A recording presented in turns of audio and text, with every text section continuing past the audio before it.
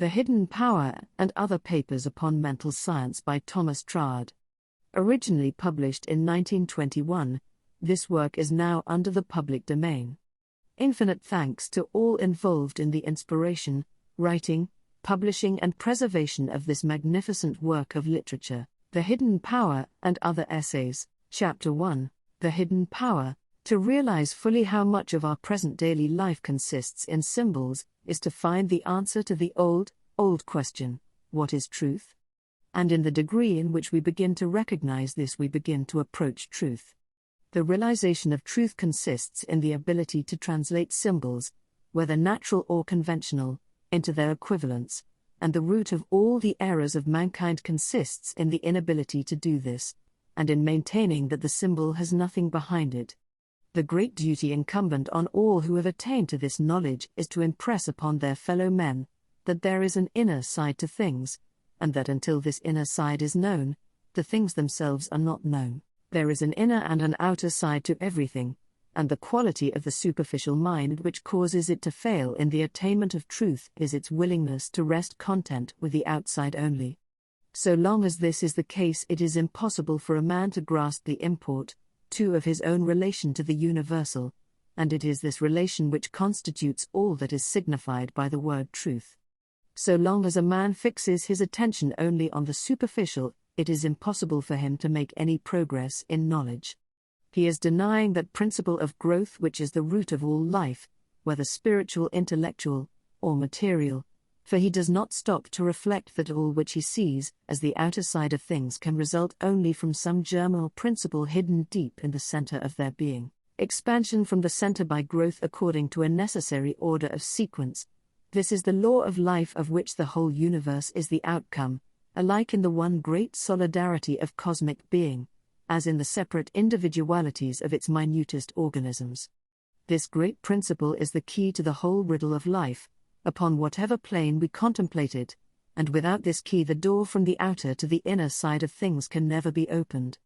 It is therefore the duty of all to whom this door has, at least in some measure, been opened, to endeavor to acquaint others with the fact that there is an inner side to things, and that life becomes truer and fuller in proportion as we penetrate to it and make our estimates of all things according to what becomes visible from this interior point of view. In the widest sense, everything is a symbol of that which constitutes its inner being, and all nature is a gallery of arcana revealing great truths to those who, can decipher them.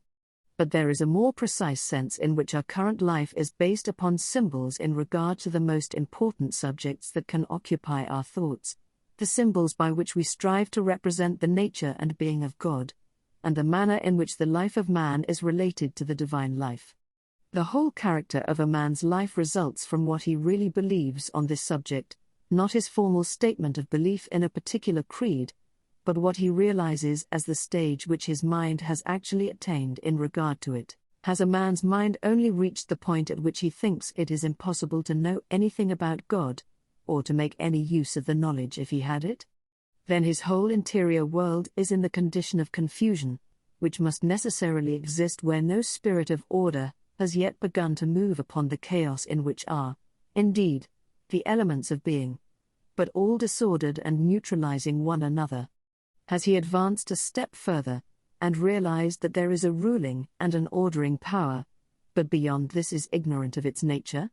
Then the unknown stands to him for the terrific, and, amid a tumult of fears and distresses that deprive him of all strength to advance, he spends his life in the endeavor to propitiate this power as something naturally adverse to him, instead of knowing that it is the very center of his own life and being, and so on through every degree, from the lowest depths of ignorance to the greatest heights of intelligence. A man's life must always be the exact reflection of that particular stage which he has reached in the perception of the divine nature, and of his own relation to it. And as we approach the full perception of truth, so the life principle within us expands, the old bonds and limitations, which had no existence in reality, fall off from us, and we enter into regions of light, liberty, and power, of which we had previously no conception. It is impossible, therefore, to overestimate the importance of being able to realize the symbol for a symbol, and being able to penetrate to the inner substance which it represents. Life itself is to be realized only by the conscious experience of its livingness in ourselves, and it is the endeavor to translate these experiences into terms which shall suggest a corresponding idea to others that gives rise to all symbolism. The nearer those we address have approached to the actual experience, the more transparent the symbol becomes, and the further they are from such experience, the thicker is the veil, and our whole progress consists in the fuller and fuller translation of the symbols into clearer and clearer statements of that for which they stand. But the first step, without which all succeeding ones must remain impossible, is to convince people that symbols are symbols, and not the very truth itself. And the difficulty consists in this, that if the symbolism is in any degree adequate, it must, in some measure, represent the form of truth, 5 just as the modeling of a drapery suggests the form of the figure beneath. They have a certain consciousness that somehow they are in the presence of truth, and this leads people to resent any removal of those folds of drapery, which have hitherto conveyed this idea to their minds. There is sufficient indication of the inner truth in the outward form to afford an excuse for the timorous, and those who have not sufficient mental energy to think for themselves, to cry out that finality has already been attained, and that any further search into the matter must end in the destruction of truth. But in raising such an outcry they betray their ignorance of the very nature of truth, which is that it can never be destroyed. The very fact that truth is truth makes this impossible. And again they exhibit their ignorance of the first principle of life, namely, the law of growth, which throughout the universe perpetually pushes forward into more and more vivid forms of expression, having expansion everywhere and finality nowhere. Such ignorant objections need not, therefore, alarm us, and we should endeavor to show those who make them that what they fear is the only natural order of the divine life, which is over all, and through all, and in all. But we must do this gently, and not by forcibly thrusting upon them the object of their terror, and so repelling them from all study of the subject. We should endeavor gradually to lead them to see, 6. That there is something interior to what they have hitherto held to be ultimate truth, and to realize that the sensation of emptiness and dissatisfaction, which from time to time will persist in making itself felt in their hearts, is nothing else than the pressing forward of the spirit within to declare that inner side of things, which alone can satisfactorily account for what we observe on the exterior, and without the knowledge of which we can never perceive the true nature of our inheritance in the universal life, which is the life everlasting. Chapter 2. What, then, is this central principle which is at the root of all things? It is life. But not life as we recognize it in particular forms of manifestation. It is something more interior and concentrated than that. It is that unity of the spirit which is unity, simply because it has not yet passed into diversity. Perhaps this is not an easy idea to grasp, but it is the root of all scientific conception of spirit, for without it there is no common principle to which we can refer the innumerable forms of manifestation that spirit assumes. It is the conception of life as the sum total of all its undistributed powers, being as yet none of these in particular, but all of them in potentiality. This is, no doubt, a highly abstract idea, but it is essentially that of the center from which growth takes place by 7 expansion in every direction. This is that last residuum which defies all our powers of analysis. This is truly the unknowable, not in the sense of the unthinkable, but of the unanalyzable. It is the subject of perception, not of knowledge, if by knowledge we mean that faculty which estimates the relations between things, because here we have passed beyond any questions of relations, and are face to face with the Absolute. This innermost of all is Absolute Spirit. It is life as yet not differentiated into any specific mode. It is the universal life which pervades all things, and is at the heart of all appearances. To come into the knowledge of this is to come into the secret of power, and to enter into the secret place of living spirit. Is it illogical first to call this the unknowable, and then to speak of coming into the knowledge of it? Perhaps so, but no less a writer than St. Paul has set the example, for does he not speak of the final result of all searchings into the heights and depths and lengths and breadths of the inner side of things as being, to attain the knowledge of that love which passeth knowledge? If he is thus boldly illogical in phrase, though not in fact, may we not also speak of knowing the unknowable? We may, For this knowledge is the root of all other knowledge. The presence of this undifferentiated universal life power is the final axiomatic fact to which all our 8 analysis must ultimately conduct us. On whatever plane we make our analysis, it must always abut upon pure essence, pure energy, pure being, that which knows itself and recognizes itself, but which cannot dissect itself because it is not built up of parts, but is ultimately integral. It is pure unity. But analysis which does not lead to synthesis is merely destructive. It is the child wantonly pulling the flower to pieces and throwing away the fragments, not the botanist, also pulling the flower to pieces, but building up in his mind from those carefully studied fragments a vast synthesis of the constructive power of nature, embracing the laws of the formation of all flower forms. The value of analysis is to lead us to the original starting point of that which we analyze, and so to teach us the laws by which its final form springs from this center. Knowing the law of its construction, we turn our analysis into a synthesis, and we thus gain a power of building up which must always be beyond the reach of those who regard the unknowable as one with not being. This idea of the unknowable is the root of all materialism, and yet no scientific man, however materialistic his proclivities, treats the unanalyzable residuum thus when he meets it in the experiments of his laboratory. On the contrary, he makes this final unanalyzable fact the basis of his synthesis. He finds that in the last resort it is energy of some kind, whether as heat or as motion, but he does not throw up his scientific pursuits, because he cannot analyze it further. He adopts the precisely opposite course, and realizes that the conservation of energy, its indestructibility, and the impossibility of adding to or detracting from the sum total of energy in the world, is the one solid and unchanging fact on which alone the edifice of physical science can be built up. He bases all his knowledge upon his knowledge of the unknowable. And rightly so, for if he could analyze this energy into yet further factors, then the same problem of the unknowable would meet him still. All our progress consists in continually pushing the unknowable, in the sense of the unanalyzable residuum, a step further back. But that there should be no ultimate unanalyzable residuum anywhere is an inconceivable idea. In thus realizing the undifferentiated unity of living spirit as the central fact of any system, whether the system of the entire universe or of a single organism, we are therefore following a strictly scientific method. We pursue our analysis until it necessarily leads us to this final fact, and then we accept this fact as the basis of our synthesis. The science of spirit is thus not one whit less scientific than the science of matter, and, moreover, it starts from the same initial fact, the fact of a living energy which defies definition or explanation, wherever we find it, but it differs from the science of matter in that it contemplates this energy under an aspect of responsive, intelligence which does not fall within the scope of physical science, as such.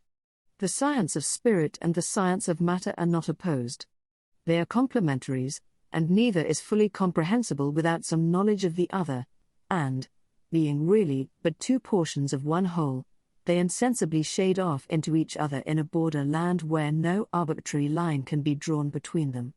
Science studied in a truly scientific spirit, following out its own deductions unflinchingly to their legitimate conclusions, will always reveal the twofold aspect of things, the inner and the outer, and it is only a truncated and maimed science that refuses to recognize both. The study of the material world is not materialism, if it be allowed to progress to its legitimate issue.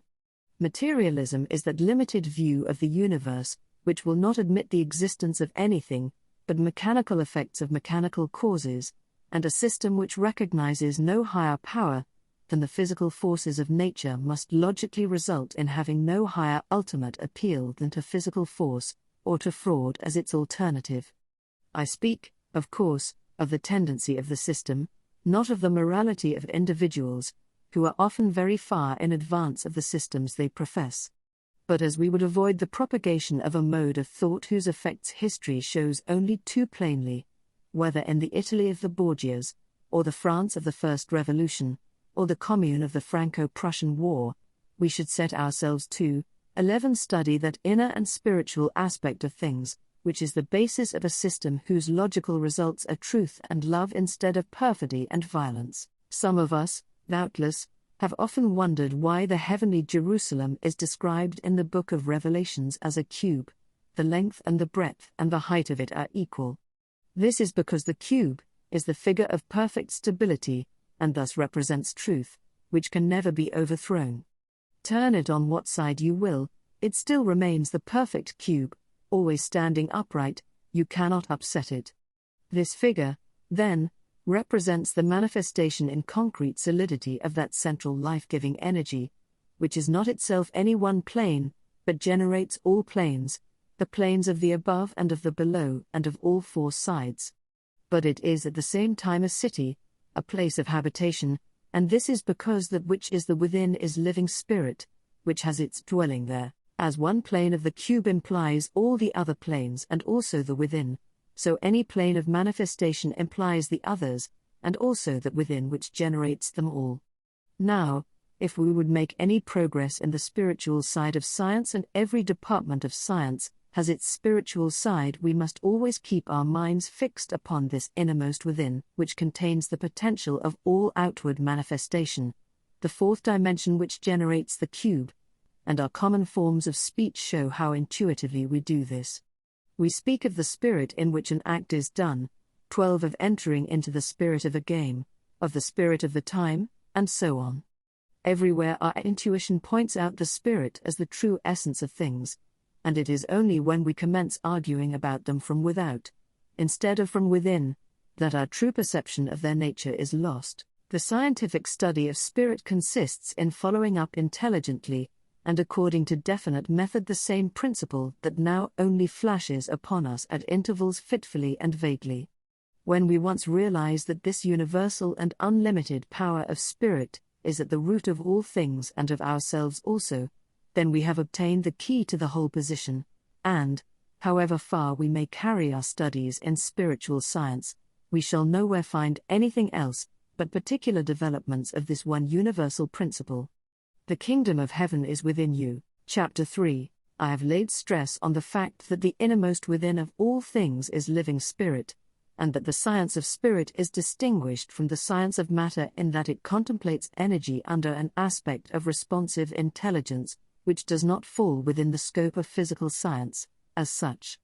These are the two great points to lay hold of if we would retain a clear idea of spiritual science, and not be misled by arguments drawn from the physical side of science. 13. Only the livingness of the originating principle which is at the heart of all things, and its intelligent and responsive nature. Its livingness is patent to our observation, at any rate from the point where we recognize it in the vegetable kingdom, but its intelligence and responsiveness are not, perhaps, at once so obvious. Nevertheless, a little thought will soon lead us to recognize this also. No one can deny that there is an intelligent order throughout all nature, for it requires the highest intelligence of our most highly trained minds to follow the steps of this universal intelligence, which is always in advance of them. The more deeply we investigate the world we live in, the more clear it must become to us that all our science is the translation into words or numerical symbols of that order which already exists. If the clear statement of this existing order is the highest that the human intellect can reach, this surely argues a corresponding intelligence in the power which gives rise to this great sequence of order and interrelation, so as to constitute one harmonious whole. Now, unless we fall back on the idea of a workman working upon material external to himself, in which case we have to explain the phenomenon of the workman, the only conception we can form of this power is that it is the living spirit inherent in the heart of every atom, giving it outward form and definition, and becoming in it those intrinsic polarities which constitute its characteristic nature. 14. There is no random work here. Every attraction and repulsion acts with its proper force, collecting the atoms into molecules, the molecules into tissues, the tissues into organs, and the organs into individuals. At each stage of the progress we get the sum of the intelligent forces which operate in the constituent parts, plus a higher degree of intelligence, which we may regard as the collective intelligence superior to that of the mere sum total of the parts, something which belongs to the individual as a whole, and not to the parts as such. These are facts which can be amply proved from physical science, and they also supply a great law in spiritual science, which is that in any collective body the intelligence of the whole is superior to that of the sum of the parts. Spirit is at the root of all things, and thoughtful observation shows that its operation is guided by unfailing intelligence, which adapts means to ends, and harmonizes the entire universe of manifested being in those wonderful ways, which physical science renders clearer every day, and this intelligence must be in the generating spirit itself, because there is no other source from which it could proceed. On these grounds, therefore, we may distinctly affirm that spirit is intelligent, and that whatever it does is done by the intelligent adaptation of means to ends. But spirit is also responsive. And here we have to fall back upon the law above stated, that the mere sum of the intelligence of spirit in lower degrees of 15 manifestation is not equal to the intelligence of the complex whole, as a whole. This is a radical law which we cannot impress upon our minds too deeply. The degree of spiritual intelligence is marked by the wholeness of the organism through which it finds expression, and therefore the more highly organized being has a degree of spirit which is superior to, and consequently capable of exercising control over, all lower or less fully integrated degrees of spirit, and this being so, we can now begin to see why the spirit, that is the innermost within of all things, is responsive as well as intelligent. Being intelligent, it knows, and spirit being ultimately all there is, that which it knows is itself. Hence it is that power which recognizes itself, and accordingly the lower powers of it recognize its higher powers, and by the law of attraction they are bound to respond to the higher degrees of themselves. On this general principle, therefore, spirit, under whatever exterior revealed, is necessarily intelligent and responsive. But intelligence and responsiveness imply personality, and we may therefore now advance a step further, and argue that all spirit contains the elements of personality, even though, in any particular instance, it may not yet be expressed as that individual personality which we find in ourselves. In short, spirit is always personal in its nature, even when it has not yet attained to that degree of synthesis which is sufficient to render it personal. 16 In manifestation. In ourselves the synthesis has proceeded far enough to reach that degree, and therefore we recognize ourselves as the manifestation of personality. The human kingdom is the kingdom of the manifestation of that personality, which is of the essence of spiritual substance on every plane.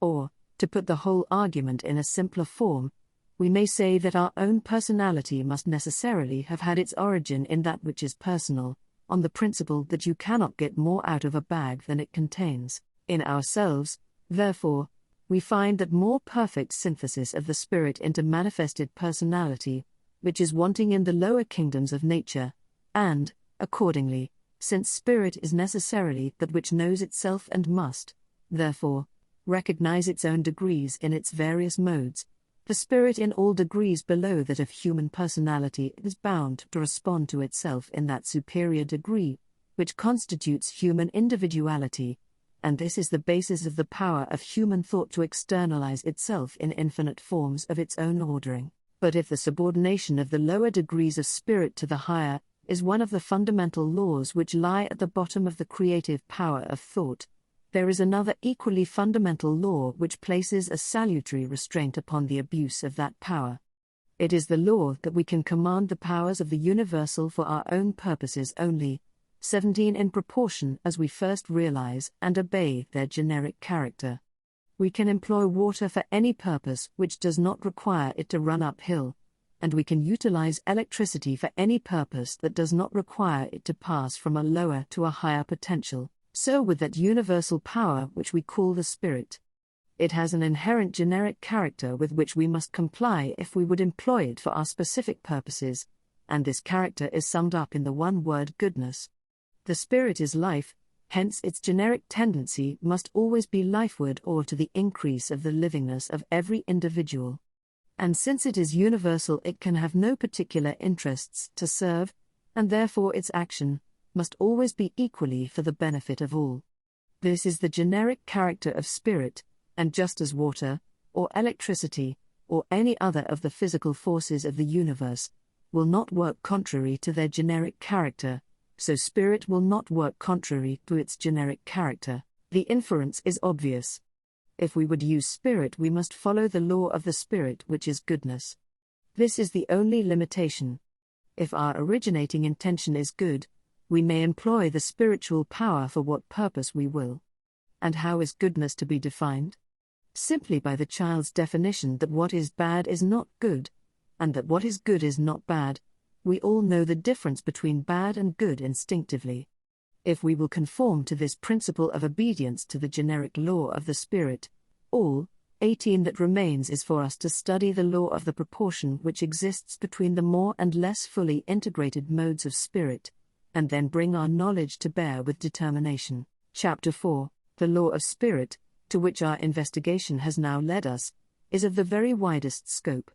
We have followed it up from the conception of the intelligence of spirit, subsisting in the initial atoms, to the aggregation of this intelligence as the conscious identity of the individual. But there is no reason why this law should cease to operate at this point, or at any point short of the whole.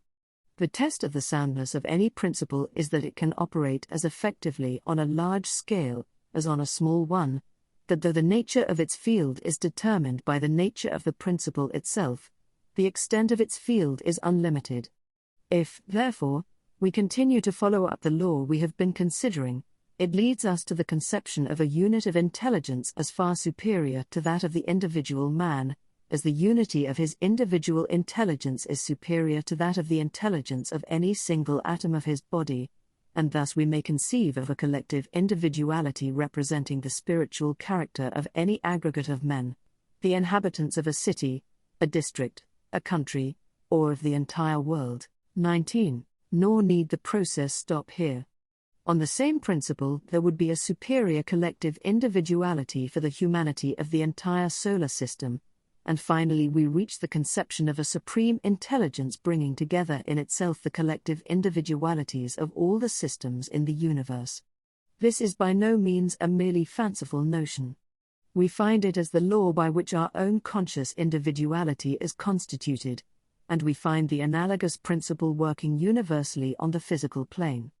It is known to physical science as the law of inverse squares, by which the forces of reciprocal attraction or repulsion, as the case may be, are not merely equivalent to the sum of the forces emitted by the two bodies concerned, but are equivalent to these two forces multiplied together and divided by the square of the distance between them, so that the resultant power continually rises in a rapidly increasing ratio as the two reciprocally exciting bodies approach one another. Since this law is so universal throughout physical nature, the doctrine of continuity affords every ground for supposing that its analogue holds good in respect of spiritual nature. We must never lose sight of the old world saying that a truth on one plane is a truth on all. If a principle exists at all, it exists universally. We must not allow ourselves to be misled by appearances. We must remember that the perceptible results of the working of any principle consist of two factors: the principle itself, or the active factor, and the 20 subject matter on which it acts, or the passive factor, and that while the former is invariable, the latter is variable, and that the operation of the same invariable upon different variables must necessarily produce a variety of results. This at once becomes evident if we state it mathematically. For example, A, B or C, multiplied by x give respectively the results x, bx, cx, which differ materially from one another, though the factor x always remains the same. This law of the generation of power by attraction applies on the spiritual, as well as on the physical plane, and acts with the same mathematical precision on both, and thus the human individuality consists, not in the mere aggregation of its parts, whether spiritual or corporeal, but in the unity of power resulting from the intimate association into which those parts enter with one another, which unity, according to this law of the generation of power by attraction, is infinitely superior, both in intelligence and power, to any less fully integrated mode of spirit. Thus a natural principle, common alike to physical and spiritual law, fully accounts for all claims that have ever been made for the creative power of our thought over all things that come within the circle of our own particular life. Thus it is that each man is the center of his own universe, and has the power, by directing his own thought, to control all things therein. But, as I have said above, there is no reason why this principle should not be recognized as expanding, 21 from the individual until it embraces the entire universe.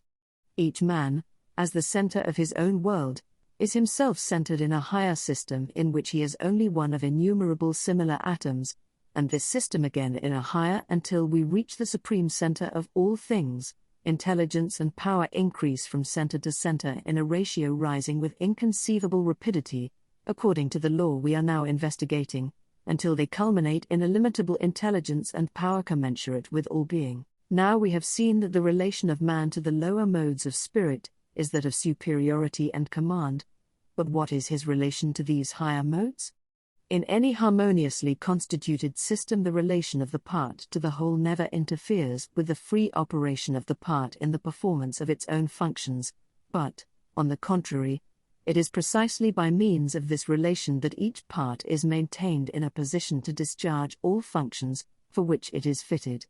Thus, then, the subordination of the individual man to the Supreme Mind, so far from curtailing his liberty, is the very condition which makes liberty possible, or even life itself. The generic movement of the whole necessarily carries the part along with it, and so long as the part allows itself thus to be carried onwards, there will be no hindrance to its free working in any direction for which it is fitted by its own individuality. This truth was set forth in the old Hindu religion as the car of Jagannath, an ideal car only, which later, 22 ages degraded into a terribly material symbol. Jagannath means Lord of the universe, and thus signifies the universal mind.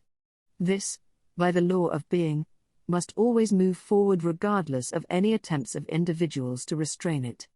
Those who mount upon its car move onward with it to endlessly advancing evolution, while those who seek to oppose it must be crushed beneath its wheels, for it is no respecter of persons. If, therefore, we would employ the universal law of spirit to control our own little individual worlds, we must also recognize it in respect to the supreme center round which we ourselves revolve. But not in the old way of supposing that this center is a capricious individuality external to ourselves, which can be propitiated or cajoled into giving the good which he is not good enough to give of his own proper motion. So long as we retain this infantile idea, we have not come into the liberty which results from the knowledge of the certainty of law. Supreme mind is supreme law, and can be calculated upon with the same accuracy as when manifested in any of the particular laws of the physical world, and the result of studying, understanding and obeying this supreme law is that we thereby acquire the power to use it. Nor need we fear it with the old fear which comes from ignorance, for we can rely with confidence upon the proposition that the whole can have no interest adverse to the parts of which it is composed, and con 23 versely that the part can have no interest adverse to the whole. Our ignorance of our relation to the whole may make us appear to have separate interests, but a truer knowledge must always show such an idea to be mistaken.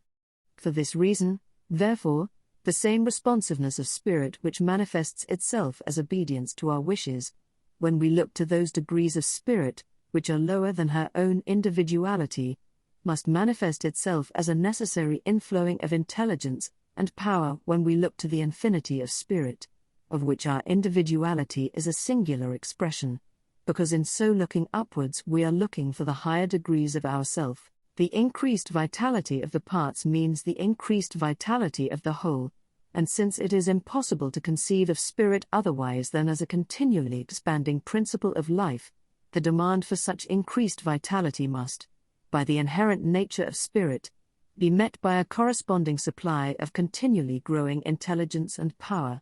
Thus, by a natural law, the demand creates the supply, and this supply may be freely applied to any and every subject matter that commends itself to us. There is no limit to the supply of this energy other than what we ourselves put to it by our thought, nor is there any limit to the purposes we may make it serve other than the one grand law of order, which says that good things used for wrong purposes become evil. The consideration of the intelli-24 gent and responsive nature of spirit shows that there can be no limitations but these. The one is a limitation inherent in spirit itself, and the other is a limitation which has no root except in our own ignorance. It is true that to maintain our healthy action within the circle of our own individual world, we must continually move forward with the movement of the larger whole of which we form a part. But this does not imply any restriction of our liberty to make the fullest use of our lives in accordance with those universal principles of life upon which they are founded, for there is not one law for the part and another for the whole, but the same law of being permeates both alike. In proportion, therefore, as we realize the true law of our own individuality, we shall find that it is one with the law of progress for the race. The collective individuality of mankind is only the reproduction on a larger scale of the personal individuality, and whatever action truly develops the inherent powers of the individual must necessarily be in line with that forward march of the universal mind, which is the evolution of humanity as a whole. Selfishness is a narrow view of our own nature which loses sight of our place in relation to the whole, not perceiving that it is from this very relation that our life is drawn. It is ignorance of our own possibilities and consequent limitation of our own powers. If, therefore, the evidence of harmonious correlation throughout the physical world leads irresistibly to the 25 inference of intelligent spirit as the innermost within of all things, we must recognize ourselves also as individual manifestations of the same spirit, which expresses itself throughout the universe, as that power of intelligent responsiveness which is love. Chapter 5, Submission. There are two kinds of submission: submission to superior force and submission to superior truth. The one is weakness and the other is strength. It is an exceedingly important part of our training to learn to distinguish between these two, and the more so because the wrong kind is extolled by nearly all schools of popular religious teaching at the present day as constituting the highest degree of human attainment. By some this is pressed so far as to make it an instrument of actual oppression, and with all it is a source of weakness and a bar to progress. We are forbidden to question what are called the wise dispensations of providence, and are told that pain and sorrow are to be accepted because they are the will of God, and there is much eloquent speaking and writing concerning the beauty of quiet resignation, all of which appeals to a certain class of gentle minds, who have not yet learned that gentleness does not consist in the absence of power, but in the kindly and beneficent use of it. Minds cast in this mold are peculiarly apt to be misled. They perceive a certain beauty in the picture, 68 of weakness leaning upon strength, but they attribute its soothing influence to the wrong element of the combination. A thoughtful analysis would show them that their feelings consisted of pity for the weak figure, and admiration for the strong one, and that the suggestiveness of the whole arose from its satisfying the artistic sense of balance which requires a compensation of this sort. But which of the two figures in the picture would they themselves prefer to be? Surely not the weak one needing help, but the strong one giving it. By itself the weak figure only stirs our pity, and not our admiration. Its form may be beautiful, but its very beauty only serves to enhance the sense of something wanting, and the something wanting is strength. The attraction which the doctrine of passive resignation possesses for certain minds is based upon an appeal to sentiment, which is accepted without any suspicion that the sentiment appealed to is a false one. Now the healthful influence of the movement known as the higher thought consists precisely in this, that it sets itself rigorously to combat this debilitating doctrine of submission. It can see as well as others the beauty of weakness leaning upon strength, but it sees that the real source of the beauty lies in the strong element of the combination.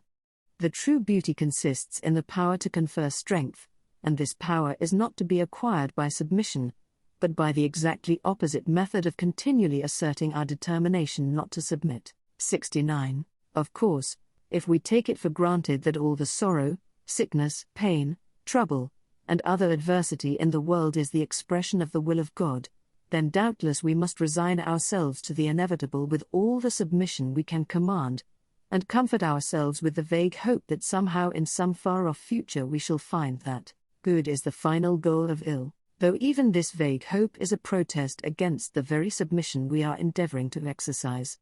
But to make the assumption that the evil of life is the will of God is to assume what a careful and intelligent study of the laws of the universe, both mental and physical, will show us is not the truth, and if we turn to that book which contains the fullest delineation of these universal laws, we shall find nothing taught more clearly than that submission to the evils of life is not submission to the will of God.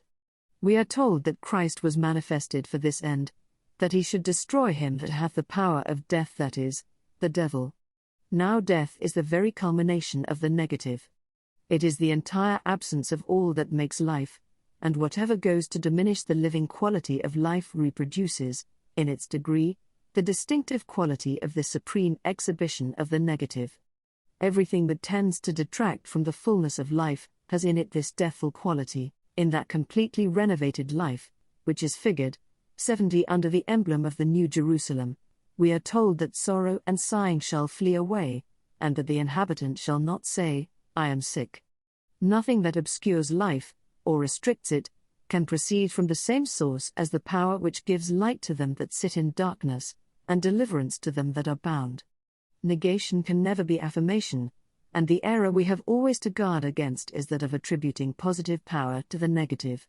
If we once grasp the truth that God is life, and that life in every mode of expression can never be anything else than affirmative, then it must become clear to us that nothing which is of the opposite tendency can be according to the will of God. For God, the good, to will any of the evil that is in the world would be for life to act with the purpose of diminishing itself, which is a contradiction in terms to the very idea of life. God is life, and life is, by its very nature, affirmative. The submission we have hitherto made has been to our own weakness, ignorance, and fear, and not to the supreme good. But is no such thing as submission, then, required of us under any circumstances? Are we always to have our own way in everything? Assuredly, the whole secret of our progress to liberty is involved in acquiring the habit of submission, but it is submission to superior truth, and not to superior force. It sometimes happens that, when we attain a higher truth, we find that its reception requires us to rearrange the truths which we possessed before, not, indeed, to lay any of them, 71 aside, for truth once recognized cannot be again put out of sight, but to recognize a different relative proportion between them from that which we had seen previously. Then there comes a submitting of what has hitherto been our highest truth to one which we recognize as still higher, a process not always easy of attainment, but which must be gone through if our spiritual development is not to be arrested. The lesser degree of life must be swallowed up in the greater, and for this purpose it is necessary for us to learn that the smaller degree was only a partial and limited aspect of that which is more universal, stronger, and of a larger build every way. Now, in going through the processes of spiritual growth, there is ample scope for that training in self-knowledge and self-control, which is commonly understood by the word submission. But the character of the act is materially altered. It is no longer a half-despairing resignation to a superior force external to ourselves, which we can only vaguely hope is acting kindly and wisely, but it is an intelligent recognition of the true nature of our own interior forces, and of the laws by which a robust spiritual constitution is to be developed, and the submission is no longer to limitations which drain life of its livingness, and against which we instinctively rebel, but to the law of our own evolution which manifests itself in continually increasing degrees of life and strength. The submission which we recognize is the price that, 72 has to be paid for increase in any direction.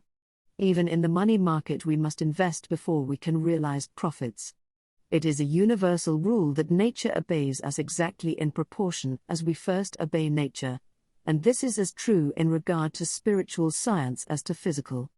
The only question is whether we will yield an ignorant submission to the principle of death, or a joyous and intelligent obedience to the principle of life. If we have clearly grasped the fact of our identity with universal spirit, we shall find that, in the right direction, there is really no such thing as submission. Submission is to the power of another. A man cannot be said to submit to himself. When the I am in us recognizes a greater degree of I amness, if I may coin the word, than it has hitherto attained, then, by the very force of this recognition, it becomes what it sees, and therefore naturally puts off from itself whatever would limit its expression of its own completeness. But this is a natural process of growth, and not an unnatural act of submission. It is not the pouring out of ourselves in weakness, but the gathering of ourselves together in increasing strength. There is no weakness in spirit, it is all strength, and we must therefore always be watchful against the insidious approaches of the negative, which would invert the true position. The negative always points to some external source of strength. Its formula is I am not. It always, 73 seeks to fix a gulf between us and the infinite sufficiency. It would always have us believe that that sufficiency is not our own, but that by an act of uncertain favor we may have occasional spoonfuls of it doled out to us. Christ's teaching is different. We do not need to come with our pitcher to the well to draw water, like the woman of Samaria, but we have in ourselves an inexhaustible supply of the living water springing up into everlasting life. Let us then inscribe no surrender in bold characters upon our banner, and advance undaunted to claim our rightful heritage of liberty and life. 74, Chapter 6, Completeness. A point on which students of mental science often fail to lay sufficient stress is the completeness of man, not a completeness to be attained hereafter, but here and now. We have been so accustomed to have the imperfection of man drummed into us in books, sermons, and hymns, and above all in a mistaken interpretation of the Bible, that at first the idea of his completeness altogether staggers us. Yet until we see this we must remain shut out from the highest and best that mental science has to offer, from a thorough understanding of its philosophy, and from its greatest practical achievements. To do any work successfully you must believe yourself to be a whole man in respect of it. The completed work is the outward image of a corresponding completeness in yourself. And if this is true in respect of one work it is true of all. The difference in the importance of the work does not matter. We cannot successfully attempt any work until, for some reason or other, we believe ourselves able to accomplish it, in other words, until we believe that none of the 75 conditions for its completion is wanting in us, and that we are therefore complete in respect of it. Our recognition of our completeness is thus the measure of what we are able to do, and hence the great importance of knowing the fact of our own completeness. But, it may be asked, do we not see imperfection all around? Is there not sorrow, sickness, and trouble? Yes, but why? Just for the very reason that we do not realize our completeness. If we realized that in its fullness these things would not be, and in the degree in which we come to realize it we shall find them steadily diminish.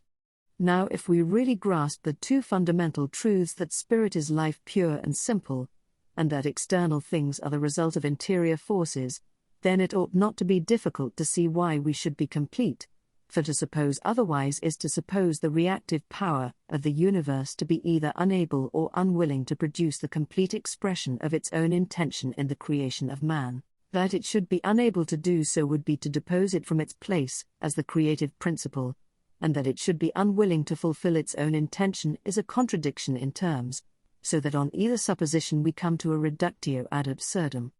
In forming man the creative principle therefore must have produced a perfect work, and our conception of ourselves as imperfect can only be the result of our own ignorance of what we really are, and our advance, therefore, does not consist in having something new added to us, but, 76 in learning to bring into action powers which already exist in us, but which we have never tried to use, and therefore have not developed, simply because we have always taken it for granted that we are by nature defective in some of the most important faculties necessary to fit us to our environment. If we wish to attain to these great powers, the question is, where are we to seek them? And the answer is in ourselves. That is the great secret. We are not to go outside ourselves to look for power. As soon as we do so we find, not power, but weakness. To seek strength from any outside source is to make affirmation of our weakness, and all know what the natural result of such an affirmation must be. We are complete in ourselves, and the reason why we fail to realize this is that we do not understand how far the self of ourselves extends. We know that the whole of anything consists of all its parts, and not only of some of them. Yet this is just what we do not seem to know about ourselves. We say rightly that every person is a concentration of the universal spirit into individual consciousness, but if so, then each individual consciousness must find the universal spirit to be the infinite expression of itself. It is this part of the self that we so often leave out in our estimate of what we are, and consequently we look upon ourselves as crawling pygmies when we might think of ourselves as archangels. We try to work with the mere shadows of ourselves instead of with the glorious, 77 substance, and then wonder at our failures. If we only understood that our better half is the whole infinite of spirit that which creates and sustains the universe, then we should know how complete our completeness is. As we approach this conception, our completeness becomes a reality to us, and we find that we need not go outside ourselves for anything. We have only to draw on that part of ourselves which is infinite to carry out any intention we may form in our individual consciousness, for there is no barrier between the two parts, otherwise they would not be a whole. Each belongs perfectly to the other, and the two are one. There is no antagonism between them, for the infinite life can have no interest against its individualization of itself. If there is any feeling of tension, it proceeds from our not fully realizing this conception of our own wholeness. We are placing a barrier somewhere, when in truth there is none, and the tension will continue until we find out where and how we are setting up this barrier, and remove it. This feeling of tension is the feeling that we are not using our whole being. We are trying to make half do the work of the whole, but we cannot rid ourselves of our wholeness, and therefore the whole protests against our attempts to set one half against the other. But when we realize that our concentration out of the infinite also implies our expansion into it, we shall see that our whole self includes both the 78 concentration and the expansion, and seeing this first intellectually, we shall gradually learn to use our knowledge practically, and bring our whole man to bear upon whatever we take in hand. We shall find that there is in us a constant action and reaction between the infinite and the individual, like the circulation of the blood from the heart to the extremities and back again, a constant pulsation of vital energy quite natural and free from all strain and exertion. This is the great secret of the livingness of life, and it is called by many names and set forth under many symbols in various religions and philosophies, each of which has its value in proportion as it brings us nearer the realization of this perfect wholeness. But the thing itself is life, and therefore can only be suggested, but not described, by any words or symbols. It is a matter of personal experience which no one can convey to another. All we can do is to point out the direction in which this experience is to be sought, and to tell others the intellectual arguments which have helped us to find it. But the experience itself is the operation of definite vital functions of the inner being, and no one but ourselves can do our living for us. But, so far as it is possible to express these things in words, what must be the result of realizing that the self in us includes the infinite as well as the individual?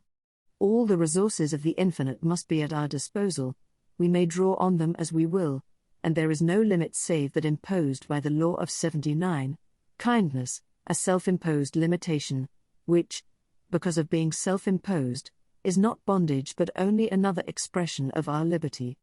Thus we are free, and all limitations are removed. We are also no longer ignorant, for since the self in us includes the infinite, we can draw thence all needed knowledge, and though we may not always be able to formulate this knowledge in the mentality, we shall feel its guidance, and eventually the mentality will learn to put this also into form of words. And thus by combining thought and experience, theory and practice, we shall by degrees come more and more into the knowledge of the law of our being, and find that there is no place in it for fear, because it is the law of perfect liberty. And knowing what our whole self really is, we shall walk erect as free men and women radiating light and life all round, so that our very presence will carry a vivifying influence with it, because we realize ourselves to be an affirmative whole, and not a mere negative disintegration of parts. We know that our whole self includes that greater man which is back of and causes the phenomenal man, and this greater man is the true human principle in us. It is, therefore, universal in its sympathies, but at the same time not less individually ourself, and thus the true man in us, being at once both universal and individual, can be trusted as a sure guide. It is that thinker which is behind the conscious men-atitality, and which, if we will accept it as our center, and realize that it is not a separate entity but ourself, will be found equal to every occasion, and will lead us out of a condition of servitude into the glorious liberty of the sons of God. 81, Chapter 7. The Principle of Guidance. If I were asked which of all the spiritual principles ranked first, I should feel inclined to say the principle of guidance, not in the sense of being more essential than the others, for every portion is equally essential to the completeness of a perfect whole, but in the sense of being first in order of sequence and giving value to all our other powers by placing them in their due relation to one another. Giving value to our other powers, I say, because this also is one of our powers. It is that which, judged from the standpoint of personal self-consciousness, is above us, but which, realized from the point of view of the unity of all spirit, is part and parcel of ourselves, because it is that infinite mind which is of necessity identified with all its manifestations. Looking to this infinite mind as a superior intelligence from which we may receive guidance does not therefore imply looking to an external source. On the contrary, it is looking to the innermost spring of our own being, with a confidence in its action which enables us to proceed to the execution of our plans. 82 With a firmness and assurance that are in themselves the very guarantee of our success. The action of the spiritual principles in us follows the order which we impose upon them by our thought. Therefore the order of realization will reproduce the order of desire, and if we neglect this first principle of right order and guidance, we shall find ourselves beginning to put forth other great powers, which are at present latent within us, without knowing how to find suitable employment for them, which would be a very perilous condition, for without having before us objects worthy of the powers to which we awake, we should waste them on petty purposes dictated only by the narrow range of our unilluminated intellect. Therefore the ancient wisdom says, "With all thy getting, get understanding." The awakening to consciousness of our mysterious interior powers will sooner or later take place, and will result in our using them whether we understand the law of their development or not, just as we already use our physical faculties whether we understand their laws or not. The interior powers are natural powers as much as the exterior ones. We can direct their use by a knowledge of their laws, and it is therefore of the highest importance to have some sound principle of guidance in the use of these higher faculties as they begin to manifest themselves. If, therefore, we would safely and profitably enter upon the possession of the great inheritance of power, 83 that is opening out before us, we must before all things seek to realize in ourselves that superior intelligence, which will become an unfailing principle of guidance if we will only recognize it as such. Everything depends on our recognition. Thoughts are things, and therefore as we will our thoughts to be, so we will the thing to be. If, then, we will to use the infinite spirit as a spirit of guidance, we shall find that the fact is as we have willed it, and in doing this we are still making use of our own supreme principle. And this is the true understanding which, by placing all the other powers in their correct order, creates one grand unity of power directed to clearly defined and worthy aims, in place of the dispersion of our powers, by which they only neutralize each other and affect nothing. This is that spirit of truth which shall guide us into all truth. It is the sincere desire of us reaching out after truth. Truth first and power afterwards is the reasonable order, which we cannot invert without injury to ourselves and others. But if we follow this order we shall always find scope for our powers in developing into present realities the continually growing glory of our vision of the ideal. The ideal is the true real, but it must be brought into manifestation before it can be shown to be so, and it is in this that the practical nature of our mental studies consists. It is the practical mystic who is the man of power, the man who, realizing the mystical powers, 84 within, fits his outward action to this knowledge, and so shows his faith by his works, and assuredly the first step is to make use of that power of infallible guidance which he can call to his aid simply by desiring to be led by it. Chapter 8. Desire as the motive power. There are certain Oriental schools of thought, together with various Western offshoots from them, which are entirely founded on the principle of annihilating all desire. Reach that point at which you have no wish for anything, and you will find yourself free, is the sum and substance of their teaching, and in support of this they put forward a great deal of very specious argument, which is all the more likely to entangle the unwary, because it contains a recognition of many of the profoundest truths of nature. But we must bear in mind that it is possible to have a very deep knowledge of psychological facts, and at the same time vitiate the results of our knowledge by an entirely wrong assumption in regard to the law which binds these facts together in the universal system, and the injurious results of misapprehension upon such a vital question are so radical and far-reaching that we cannot too forcibly urge the necessity of clearly understanding the true nature of the point at issue. Stripped of all accessories and embellishments, the question resolves itself into this: which shall we, 86, choose for our portion, life or death? There can be no accommodation between the two, and whichever we select as our guiding principle must produce results of a kind proper to itself. The whole of this momentous question turns on the place that we assign to desire in our system of thought. Is it the tree of life in the midst of the garden of the soul? Or is it the upa tree creating a wilderness of death all around? This is the issue on which we have to form a judgment, and this judgment must color all our conception of life and determine the entire range of our possibilities. Let us, then, try to picture to ourselves the ideal proposed by the systems to which I have alluded, a man who has succeeded in entirely annihilating all desire. To him all things must be alike. The good and the evil must be as one, for nothing has any longer the power to raise any desire in him. He has no longer any feeling which shall prompt him to say, "This is good, therefore I choose it; that is evil, therefore I reject it," for all choice implies the perception of something more desirable in what is chosen than in what is rejected, and consequently the existence of that feeling of desire which has been entirely eliminated from the ideal we are contemplating. Then, if the perception of all that makes one thing preferable to another has been obliterated, there can be no motive for any sort of action whatever. Endue a being who has thus extinguished his faculty of desire, 87, with the power to create a universe, and he has no motive for employing it. Endue him with all knowledge, and it will be useless to him, for, since desire has no place in him, he is without any purpose for which to turn his knowledge to account. And with love we cannot endue him, for that is desire in its supreme degree. But if all this be excluded, what is left of the man? Nothing, except the mere outward form. If he has actually obtained this ideal, he has practically ceased to be.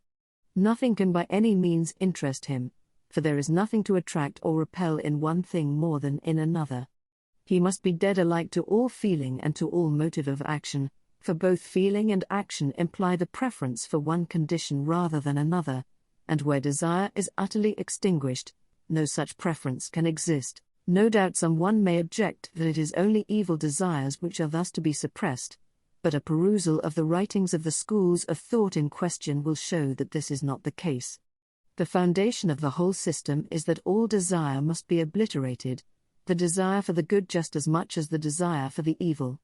The good is as much illusion as the evil, and until we have reached absolute indifference to both, we have not attained freedom. When we have utterly crushed out all desire, we are free. And the practical results of such a philosophy are shown in the case of Indian devotees, who, in pursuance of their resolve to crush out all desire, both for good and evil, 88 alike, become nothing more than outward images of men, from which all power of perception and of action have long since fled. The mergence in the universal, at which they thus aim, becomes nothing more than a self-induced hypnotism, which, if maintained for a sufficient length of time, saps away every power of mental and bodily activity, leaving nothing but the outside husk of an attenuated human form, the hopeless wreck of what was once a living man. This is the logical result of a system which assumes for its starting point that desire is evil in itself, that every desire is per se a form of bondage, independently of the nature of its object. The majority of the followers of this philosophy may lack sufficient resolution to carry it out rigorously to its practical conclusions, but whether their ideal is to be realized in this world or in some other, the utter extinction of desire means nothing else than absolute apathy, without feeling and without action. How entirely false such an idea is, not only from the standpoint of our daily life, but also from that of the most transcendental conception of the universal principle, is evidenced by the mere fact that anything exists at all. If the highest ideal is that of utter apathy, then the creative power of the universe must be extremely low-minded, and all that we have hitherto been accustomed to look upon as the marvelous order and beauty of creation is nothing but a display of vulgarity and ignorance of sound philosophy. 89. But the fact that creation exists proves that the universal mind thinks differently, and we have only to look around to see that the true ideal is the exercise of creative power. Hence, so far from desire being a thing to be annihilated, it is the very root of every conceivable mode of life. Without it, life could not be. Every form of expression implies the selection of all that goes to make up that form, and the passing by of whatever is not required for that purpose, hence a desire for that which is selected in preference to what is laid aside. And this selective desire is none other than the universal law of attraction. Whether this law acts as the chemical affinity of apparently unconscious atoms, or in the instinctive, if unreasoned, attractions of the vegetable and animal worlds, it is still the principle of selective affinity, and it continues to be the same when it passes on into the higher kingdoms, which are ruled by reason and conscious purpose. The modes of activity in each of these kingdoms are dictated by the nature of the kingdom, but the activity itself always results from the preference of a certain subject for a certain object, to the exclusion of all others, and all action consists in the reciprocal movement of the two towards each other in obedience to the law of their affinity. When this takes place in the kingdom of conscious individuality, the affinities exhibit themselves as mental action, but the principle of selection prevails without exception throughout the universe. In the conscious, 90 mind, this attraction towards its affinity becomes desire, the desire to create some condition of things better than that now existing. Our want of knowledge may cause us to make mistakes as to what this better thing really is, and so in seeking to carry out our desire we may give it a wrong direction, but the fault is not in the desire itself, but in our mistaken notion of what it is that it requires for its satisfaction. Hence unrest and dissatisfaction until its true affinity is found, but, as soon as this is discovered, the law of attraction at once asserts itself and produces that better condition, the dream of which first gave direction to our thoughts. Thus it is eternally true that desire is the cause of all feeling and all action, in other words, of all life. The whole livingness of life consists in receiving or in radiating forth the vibrations produced by the law of attraction, and in the kingdom of mind these vibrations necessarily become conscious outreachings of the mind in the direction in which it feels attraction, that is to say, they become desires. Desire is therefore the mind seeking to manifest itself in some form, which as yet exists only in its thought. It is the principle of creation, whether the thing created be a world or a wooden spoon. Both have their origin in the desire to bring something into existence, which does not yet exist. Whatever may be the scale on which we exercise our creative ability, the motive power must always be desire. Desire is the force behind all things, it is the move 91ing principle of the universe, and the innermost center of all life. Hence, to take the negation of desire for our primal principle is to endeavor to stamp out life itself, but what we have to do is to acquire the requisite knowledge by which to guide our desires to their true objects of satisfaction. To do this is the whole end of knowledge, and any knowledge applied otherwise is only a partial knowledge, which, having failed in its purpose, is nothing but ignorance. Desire is thus the sum total of the livingness of life, for it is that in which all movement originates, whether on the physical level or the spiritual.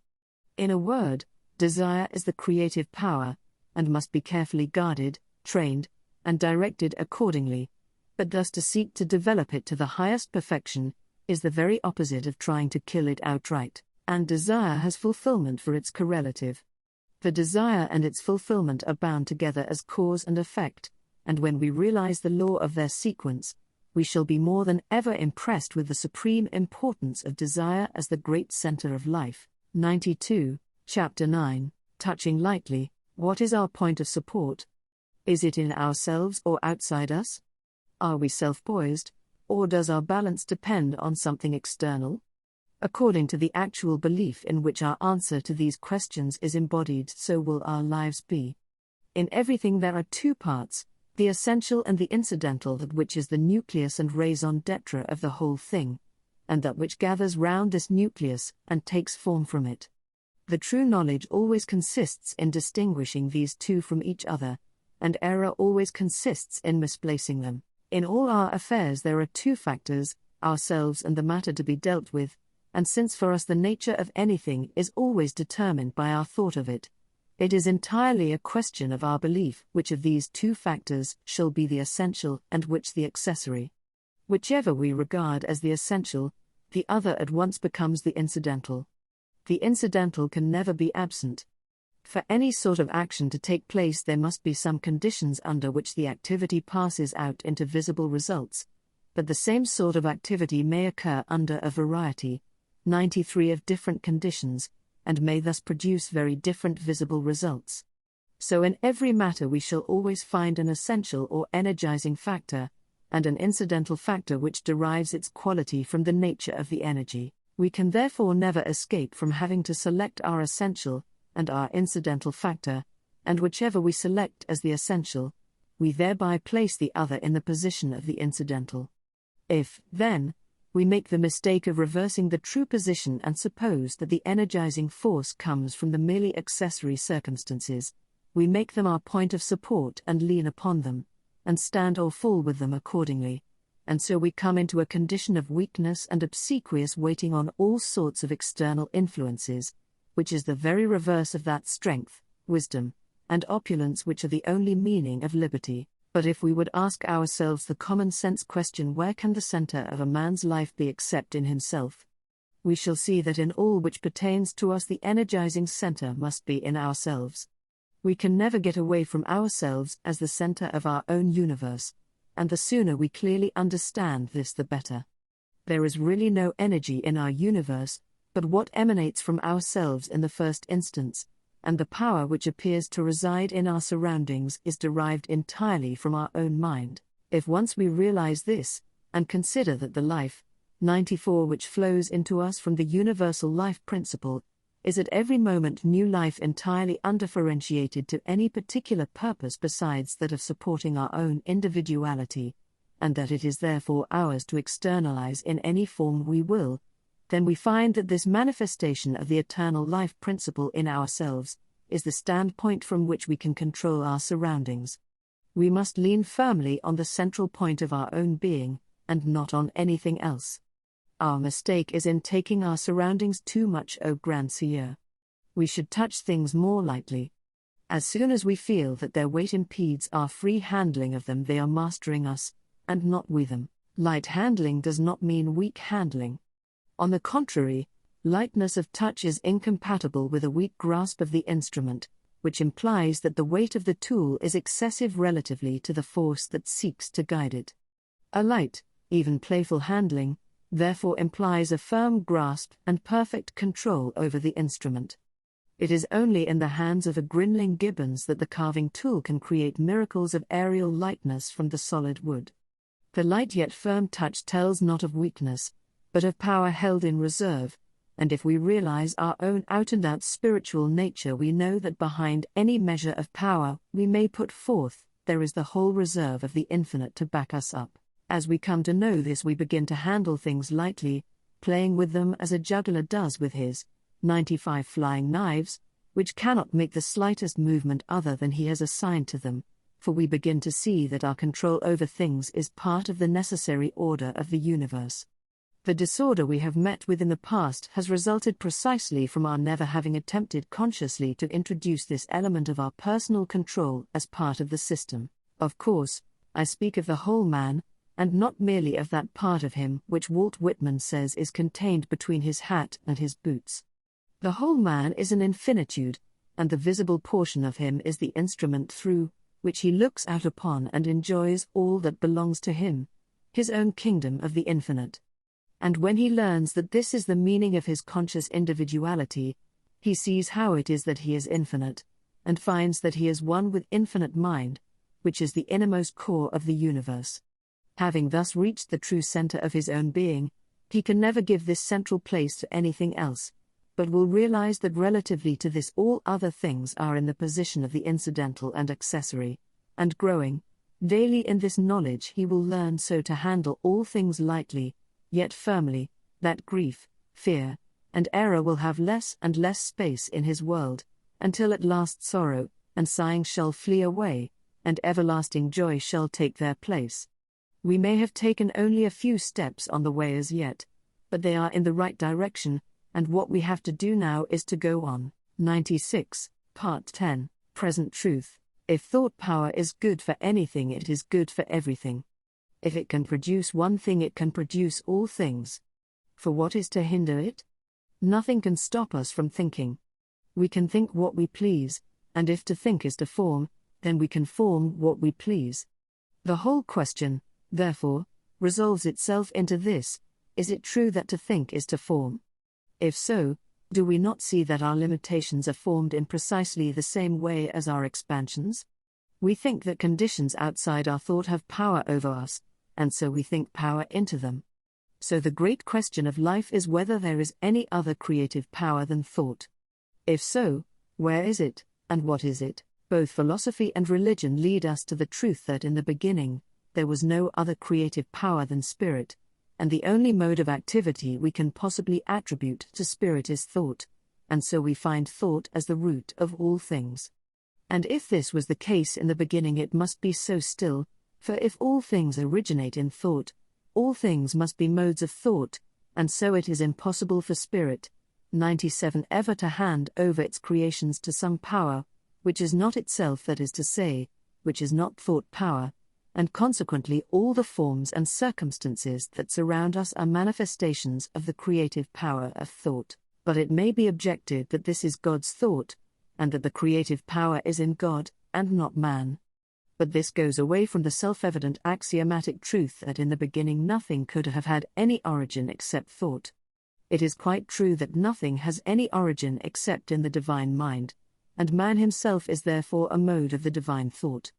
Again, man is self-conscious, therefore man is the divine thought evolved into individual consciousness, and when he becomes sufficiently enlightened to realize this as his origin, then he sees that he is a reproduction in individuality of the same spirit which produces all things, and that his own thought in individuality has exactly the same quality as the divine thought in universality, just as fire is equally igneous whether burning round a large center of combustion or a small one, and thus we are logically brought to the conclusion that our thought must have creative power. But people say, we have not found it so. We are surrounded by all sorts of circumstances that we do not desire. Yes, you fear them, and in so doing you think them, and in this way you are constantly exercising this divine prerogative of creation by thought. 98 Only through ignorance you use it in a wrong direction. Therefore the book of divine instructions so constantly repeats fear not, doubt not, because we can never divest our thought of its inherent creative quality, and the only question is whether we shall use it ignorantly to our injury or understandingly to our benefit. The Master summed up his teaching in the aphorism, that knowledge of the truth would make us free. Here is no announcement of anything we have to do, or of anything that has to be done for us, in order to gain our liberty, neither is it a statement of anything future. Truth is what is. He did not say, you must wait till something becomes true which is not true now. He said, know what is truth now, and you will find that the truth concerning yourself is liberty. If the knowledge of truth makes us free, it can only be because in truth we are free already, only we do not know it. Our liberty consists in our reproducing on the scale of the individual the same creative power, a thought which first brought the world into existence, so that the things which are seen were not made of things which do appear.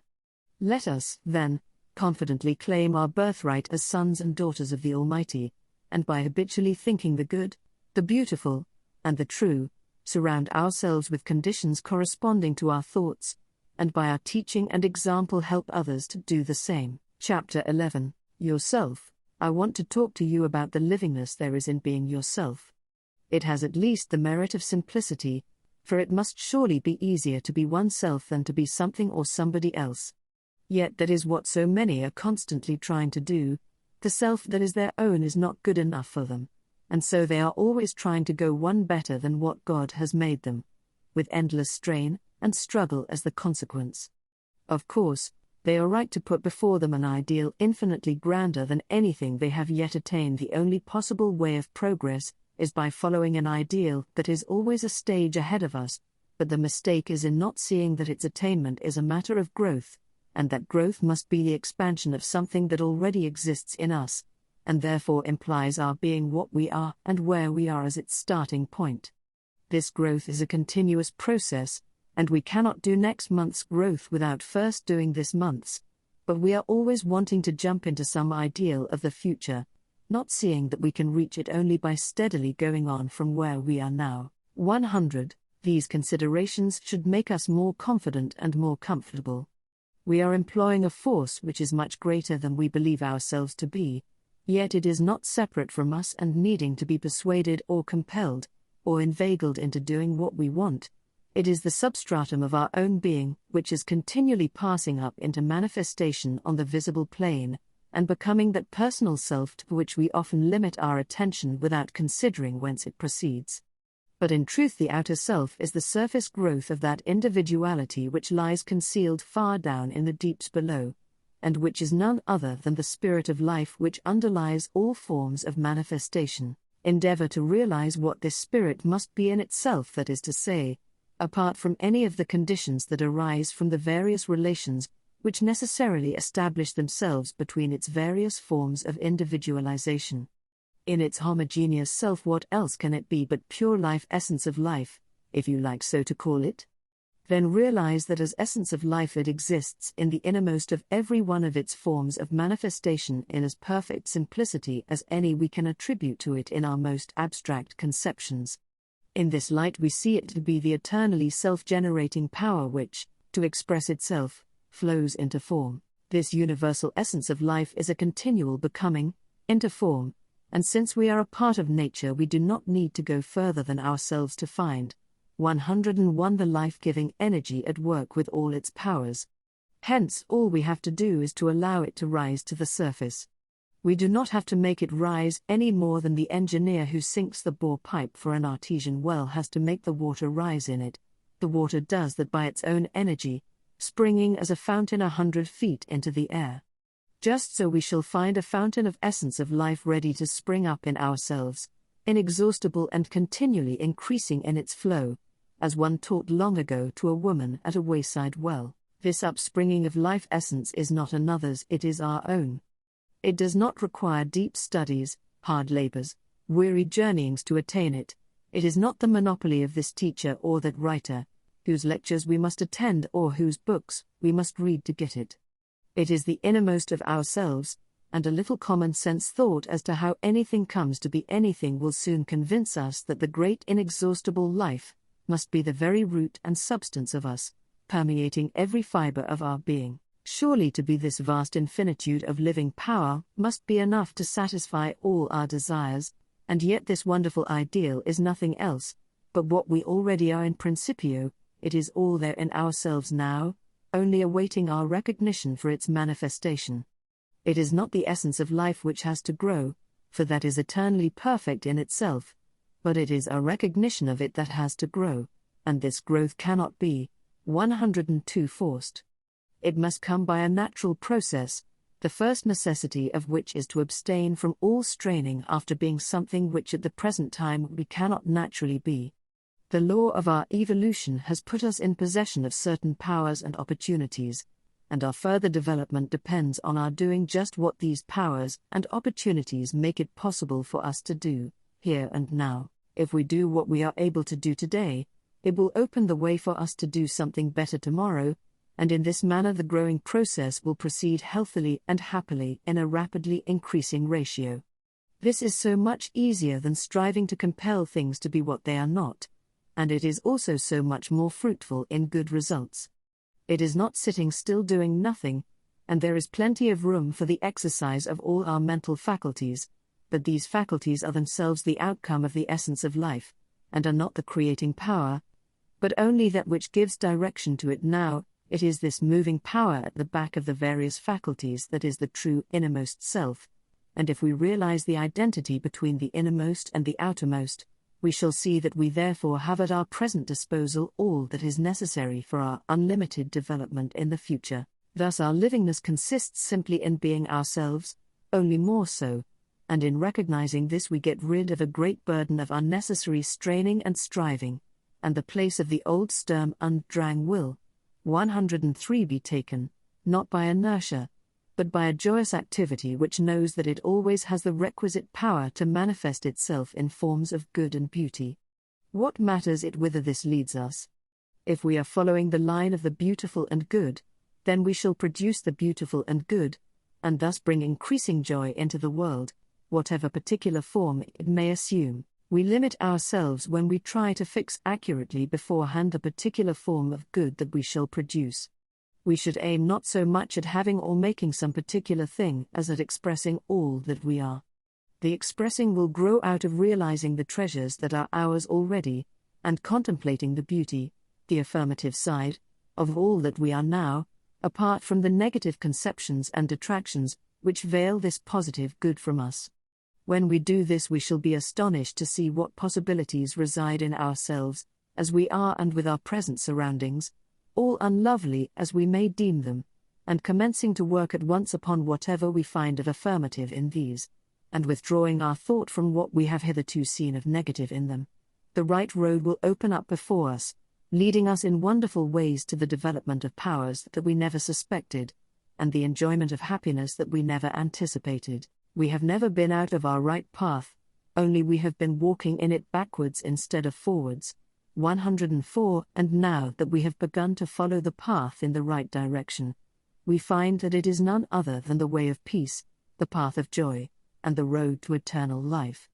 These things we may attain by simply living naturally with ourselves. It is because we are trying to be or do something which is not natural to us that we experience weariness and labor, where we should find all our activities joyously concentrated on objects which lead to their own accomplishment by the force of the love that we have for them. But when we make the grand discovery of how to live naturally, we shall find it to be all, and more than all, that we had ever desired, and our daily life will become a perpetual joy to ourselves, and we shall radiate light and life wherever we go. 105, Chapter 12, Religious Opinions. That great and wise writer, George Eliot, expressed her matured views on the subject of religious opinions in these words: I have too profound a conviction of the efficacy that lies in all sincere faith, and the spiritual blight that comes with no faith, to have any negative propagandism left in me. This had not always been her attitude, for in her youth she had had a good deal of negative propagandism in her, but the experience of a lifetime led her to form this estimate of the value of sincere faith, independently of the particular form of thought which leads to it. Tennyson also came to the same conclusion, and gives kindly warning: O thou who after toil and storm mayst seem to have reached a purer air, whose faith has centered everywhere, nor cares to fix itself to form, leave thou thy sister when she prays, her early heaven, her happy views, nor thou with shadowed hint confuse, a life that leads melodious days. 106 And thus these two great minds have left us a lesson of wisdom, which we shall do well to profit by. Let us see how it applies more particularly to our own case. The true presentment of the higher thought contains no negative propagandism. It is everywhere ranged on the side of the affirmative, and its great object is to extirpate the canker which gnaws at the root of every life that endeavors to center itself upon the negative.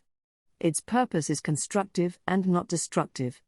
But we often find people laboring under a very erroneous impression as to the nature and scope of the movement, and thus not only themselves deterred from investigating it, but also deterring others from doing so.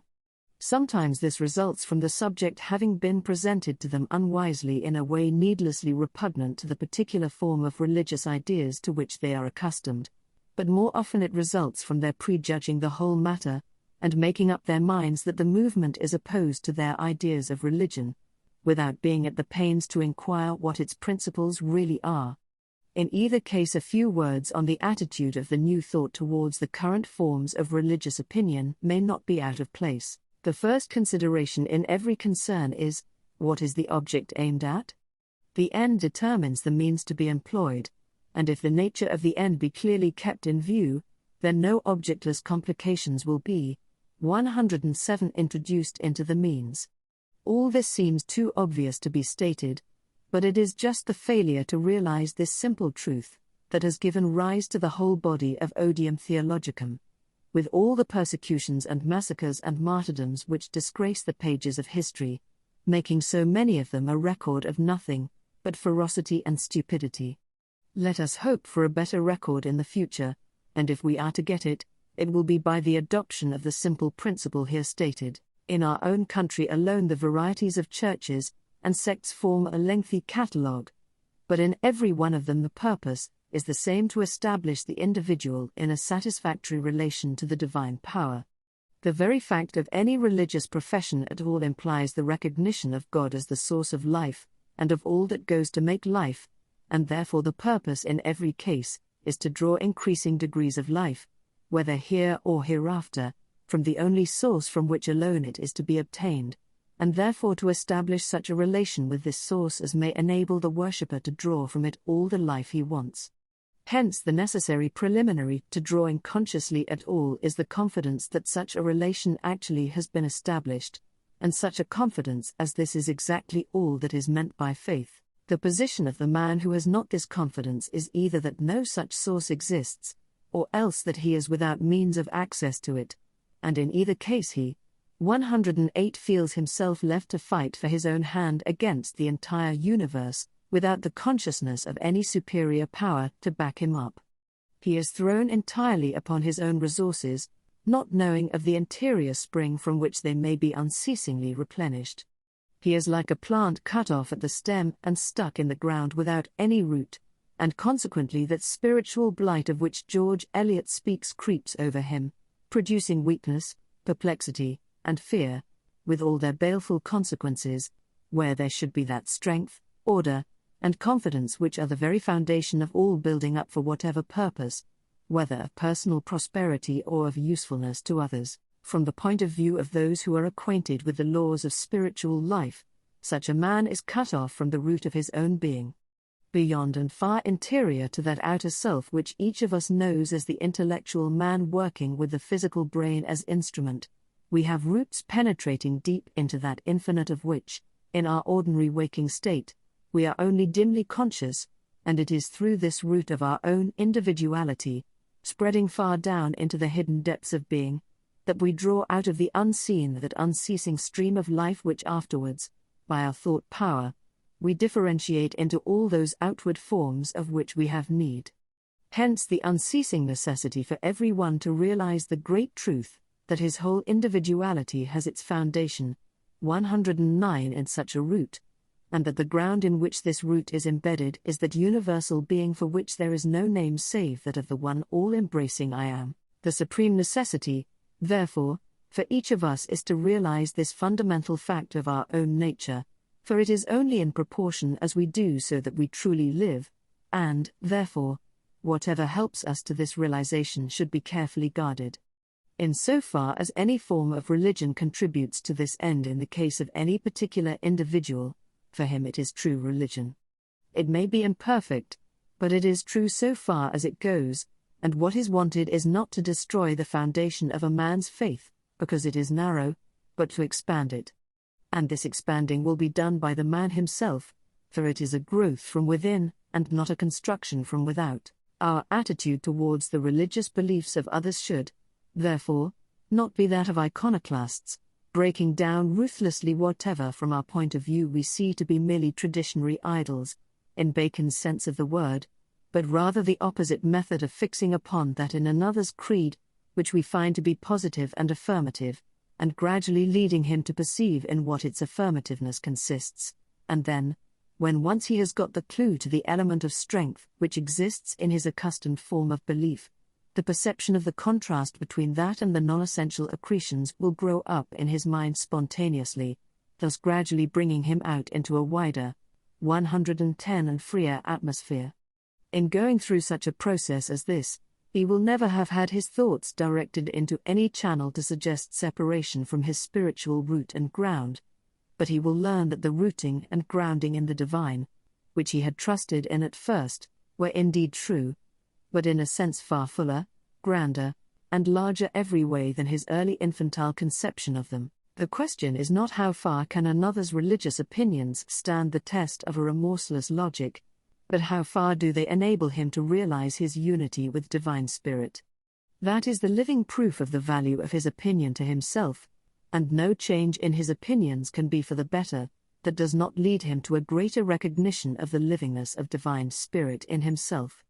For any change of opinion to indicate a forward movement, it must proceed from our realizing in some measure the true nature of the life that is already developed in us. When we see why we are what we are now, then we can look ahead and see what the same life principle that has brought us up to the present point is capable of doing in the future. We may not see very far ahead, but we shall see where the next step is to be placed, and that is sufficient to enable us to move on. What we have to do, therefore, is to help others to grow from the root they are already living by, and not to dig their roots up and leave them to wither. We need not be afraid of making ourselves all things to all 111 men, in the sense of fixing upon the affirmative elements in each one's creed as the starting point of our work, for the affirmative and life-giving is always true, and truth is always one and consistent with itself, and therefore we need never fear being inconsistent so long as we adhere to this method. It is worse than useless to waste time in dissecting the negative accretions of other people's beliefs. In doing so we run great risks of rooting up the wheat along with the tares, and we shall certainly succeed in brushing people up the wrong way. Moreover, by looking out exclusively for the life-giving and affirmative elements, we shall reap benefit to ourselves. We shall not only keep our temper, but we shall often find large reserves of affirmative power where at first we had apprehended nothing but worthless accumulations, and thus we shall become gainers both in largeness of mind and in stores of valuable material. Of course, we must be rigidly unyielding as regards the essence of truth that must never be sacrificed, but as representatives, in however small a sphere, of the new thought, we should make it our aim to show others, not that their religion is wrong, but that all they may find of life-givingness in it is life-giving because it is part of the one truth, which is always the same under whatever form expressed. As half a loaf is better than no bread, so ignorant worship is better than no worship, and ignorant faith is better than no faith. Our work is not to destroy this faith and this 112 worship, but to lead them on into a clearer light. For this reason we may assure all inquirers that the abandonment of their customary form of worship is no necessity of the new thought, but, on the contrary, that the principles of the movement, correctly understood, will show them far more meaning in that worship than they have ever yet realized.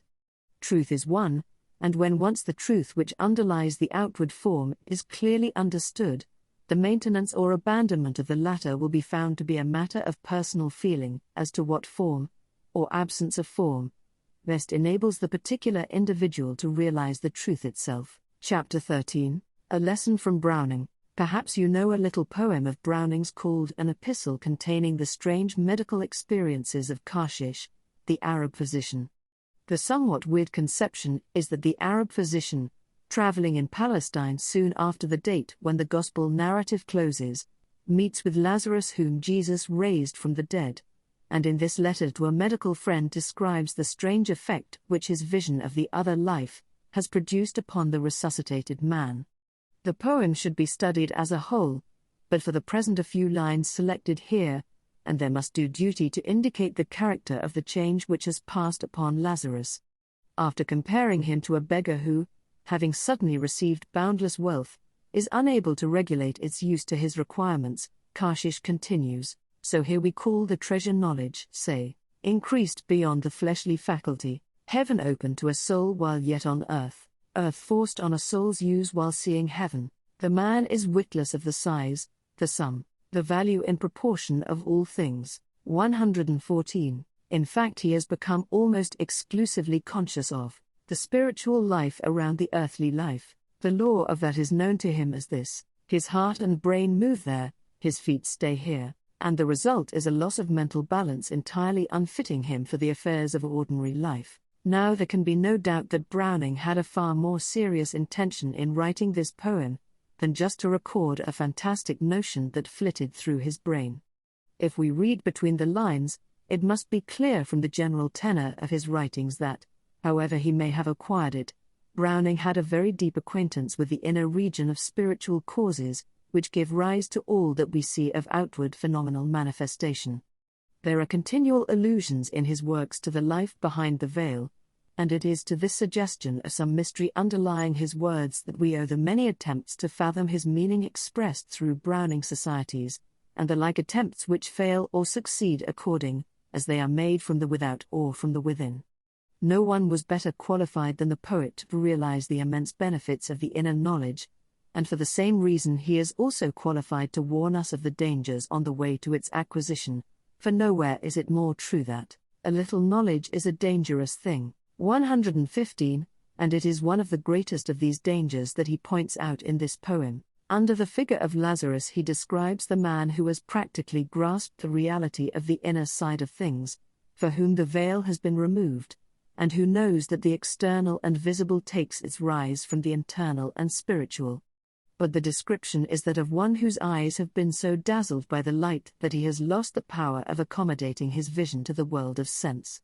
He now commits the same error from the side of the within that he formerly committed from the side of the without, the error of supposing that there is no vital reality in the aspect of things on which his thoughts are not immediately centered. This is want of mental balance, whether it shows itself by refusing reality to the inward or the outward.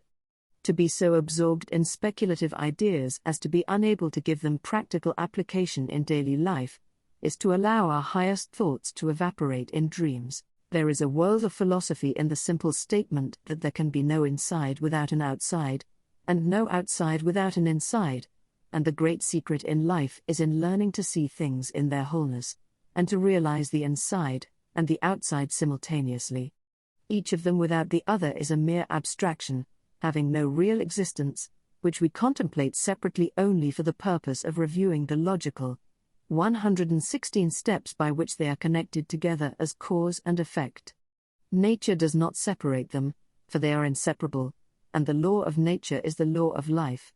It is related of Pythagoras that, after he had led his scholars to the dizziest heights of the inner knowledge, he never failed to impress upon them the converse lesson of tracing out the steps by which these inner principles translate themselves into the familiar conditions of the outward things by which we are surrounded.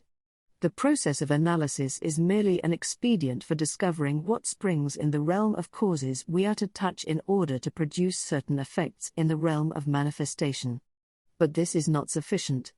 We must also learn to calculate how those particular effects, when produced, will stand related to the world of already existing effects among which we propose to launch them, how they will modify these and be modified by these in turn, and this calculation of effects is as necessary as the knowledge of causes. We cannot impress upon ourselves too strongly that reality consists of both an inside and an outside, a generating principle and a generated condition, and that anything short of the reality of wholeness is illusion on one side or the other. Nothing could have been further from Browning's intention than to deter seekers after truth from studying the principles of being, for without the knowledge of them truth must always remain wrapped in mystery.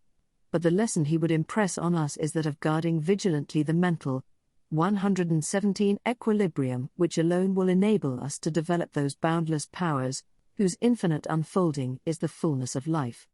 And we must remember above all that the soul of life is love, and that love shows itself by service, and service proceeds from sympathy, which is the capacity for seeing things from the point of view of those whom we would help, while at the same time seeing them also in their true relations, and therefore, if we would realize that love which is the inmost vitalizing principle even of the most interior powers, it must be kept alive by maintaining our hold upon the exterior life as being equally real with the inward principles of which it is the manifestation. 1902, 118, Chapter 14, The Spirit of Opulence. It is quite a mistake to suppose that we must restrict and stint ourselves in order to develop greater power or usefulness. This is to form the conception of the divine power as so limited that the best use we can make of it is by our policy of self-starvation, whether material or mental. Of course, if we believe that some form of self-starvation is necessary to our producing good work, then so long as we entertain this belief the fact actually is so for us. Whatsoever is not of faith, that is, not in accordance with our honest belief, is sin, and by acting contrary to what we really believe we bring in a suggestion of opposition to the divine spirit, which must necessarily paralyze our efforts, and surround us with a murky atmosphere of distrust and want of joy. But all this exists in, and is produced by, our belief, and when we come to examine the grounds of this belief, we shall find that it rests upon an entire misapprehension of the nature of our own power. If we clearly realize that the creative power in ourselves is unlimited, then there is no reason for limiting the 119 extent to which we may enjoy what we can create by means of it. Where we are drawing from the infinite, we need never be afraid of taking more than our share. That is not where the danger lies. The danger is in not sufficiently realizing our own richness, and in looking upon the externalized products of our creative power as being the true riches instead of the creative power of spirit itself. If we avoid this error, there is no need to limit ourselves in taking what we will from the infinite storehouse. All things are yours. And the way to avoid this error is by realizing that the true wealth is in identifying ourselves with the spirit of opulence. We must be opulent in our thought. Do not think money, as such, for it is only one means of opulence, but think opulence, that is, largely, generously, liberally, and you will find that the means of realizing this thought will flow to you from all quarters, whether as money or as 100 other things not to be reckoned in cash. We must not make ourselves dependent on any particular form of wealth, or insist on its coming to us through some particular channel that is at once to impose a limitation, and to shut out other forms of wealth, and to close other channels, but we must enter into the spirit of it. Now the spirit is life, and throughout the universe life ultimately consists in circulation, whether within the physical body of the individual or on the scale of the entire solar system. 120 and circulation means a continual flowing around, and the spirit of opulence is no exception to this universal law of all life. When once this principle becomes clear to us, we shall see that our attention should be directed rather to the giving than the receiving. We must look upon ourselves, not as misers' chests to be kept locked for our own benefit, but as centers of distribution, and the better we fulfill our function as such centers, the greater will be the corresponding inflow.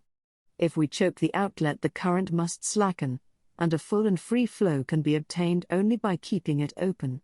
The spirit of opulence, the opulent mode of thought, that is, consists in cultivating the feeling that we possess all sorts of riches, which we can bestow upon others, and which we can bestow liberally, because by this very action we open the way for still greater supplies to flow in. But you say, I am short of money, I hardly know how to pay for necessaries. What have I to give? The answer is that we must always start from the point where we are, and if your wealth at the present moment is not abundant on the material plane, you need not trouble to start on that plane. There are other sorts of wealth, still more valuable, on the spiritual and intellectual planes, which you can give, and you can start from this point and practice the spirit of opulence, even though your balance at the bank may be nil. And then the universal law of attract 121 tion will begin to assert itself. You will not only begin to experience an inflow on the spiritual and intellectual planes, but it will extend itself to the material plane also. If you have realized the spirit of opulence, you cannot help drawing to yourself material good, as well as that higher wealth which is not to be measured by a money standard. And because you truly understand the spirit of opulence, you will neither affect to despise this form of good, nor will you attribute to it a value that does not belong to it, but you will coordinate it with your other more interior forms of wealths, so as to make it the material instrument in smoothing the way for their more perfect expression. Used thus, with understanding of the relation which it bears to spiritual and intellectual wealth, material wealth becomes one with them, and is no more to be shunned and feared than it is to be sought for its own sake. It is not money, but the love of money, that is the root of evil, and the spirit of opulence is precisely the attitude of mind which is furthest removed from the love of money for its own sake. It does not believe in money.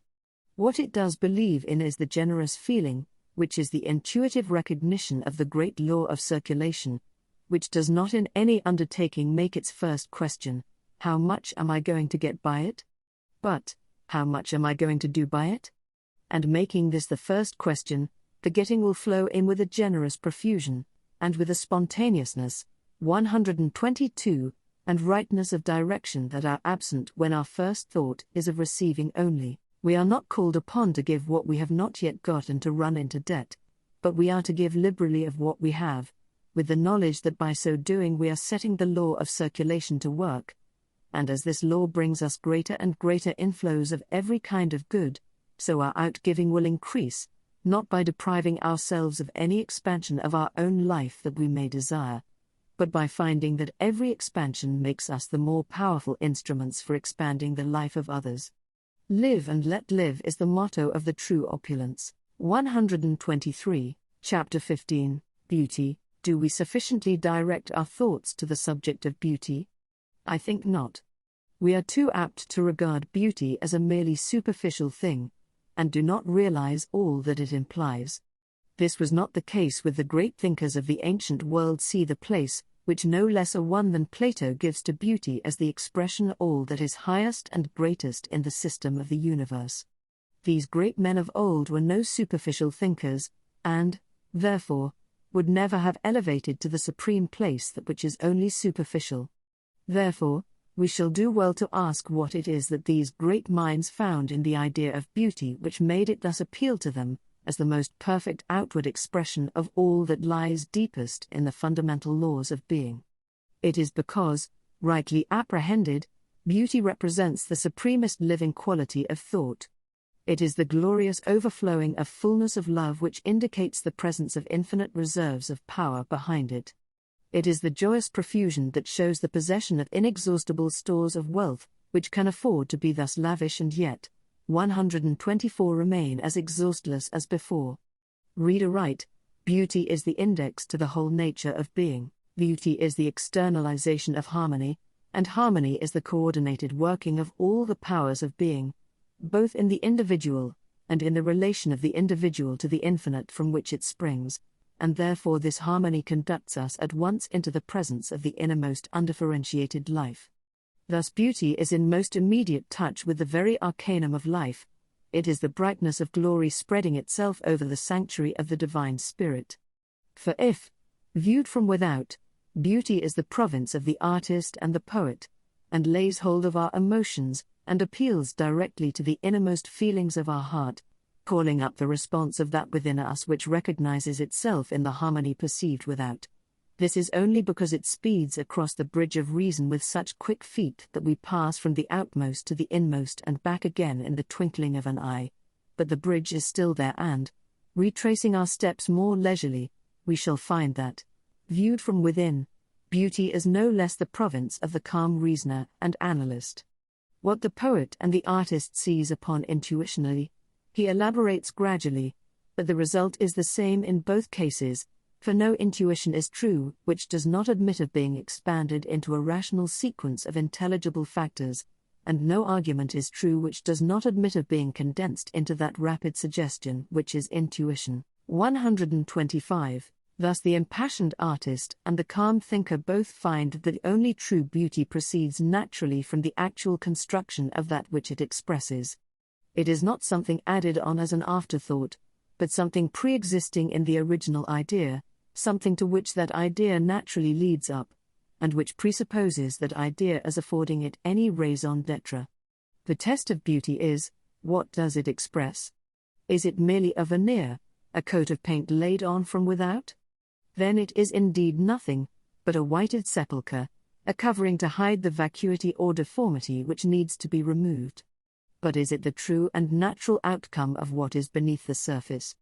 Then it is the index to superabounding life and love and intelligence, which is not content with mere utilitarianism hasting to escape at the earliest possible point from the labor of construction, as though from an enforced and unwelcome task, but rejoicing over its work and unwilling to quit it until it has expressed this rejoicing in every fittest touch of form and color, and exquisite proportion that the material will admit of, and this without departing by a hairbreadth from the original purpose of the design. Wherever, therefore, we find beauty, we may infer an enormous reserve of power behind it. In fact, We may look upon it as the visible expression of the great truth that life power is infinite. And when the inner meaning of beauty is thus revealed to us, and we learn to know it as the very fullness and overflowing of 126 power, we shall find that we have gained a new standard for the guidance of our own lives. We must begin to use this wonderful process, which we have learnt from nature. Having learnt how nature works, how God works, we must begin to work in like manner, and never consider any work complete until we have carried it to some final outcome of beauty, whether material, intellectual, or spiritual. Is my intention good? That is the initial question, for the intention determines the nature of the essence in everything. What is the most beautiful form in which I can express the good I intend? That is the ultimate question, for the true beauty which our work expresses is the measure of the power, intelligence, love in a word, of the quantity and quality of our own life which we have put into it. True beauty, mind you, that which is beautiful because it most perfectly expresses the original idea, not a mere ornamentation occupying our thoughts as a thing apart from the use intended. Nothing is of so small account, but it has its fullest power of expression in some form of beauty peculiarly its own. Beauty is the law of perfect thought, be the subject of our thought some scheme affecting the welfare of millions, or a word spoken to a little child. True beauty and true power are the correlatives one of the other. Kindly expression originates in kindly thought, and kindly expression is the essence of beauty, which, seeking to express itself ever more and more perfectly, becomes that fine touch of Sim 127 Pathi which is artistic skill, whether applied in working upon material substances or upon the emotions of the heart. But, remember, first use, then beauty, and neither complete without the other.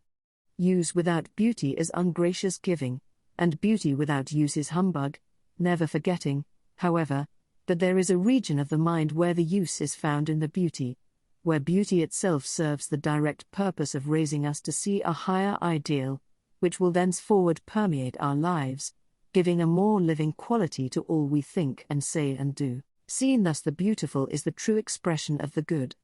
From whichever end of the scale we look, we shall find that they accurately measure each other. They are the same thing in the outermost and the innermost respectively. But in our search for a higher beauty than we have yet found, we must beware of missing the beauty that already exists. Perfect harmony with its environment, and perfect expression of its own inward nature are what constitute beauty, and our ignorance of the nature of the thing or its environment may shut our eyes to the beauty it already has. It takes the genius of a Millet to paint, or a Whitman in words, to show us the beauty of those ordinary workaday figures with which our world is for the most part peopled, whose originals we pass by as having no form or comeliness. Assuredly, the mission of every thinking man and woman is to help build up forms of greater beauty, spiritual, intellectual, 128 material, everywhere. But if we would make something grander than Watteau Gardens or Dresden China shepherdesses, we must enter the great realistic school of nature and learn to recognize the beauty that already surrounds us, although it may have a little dirt on the surface.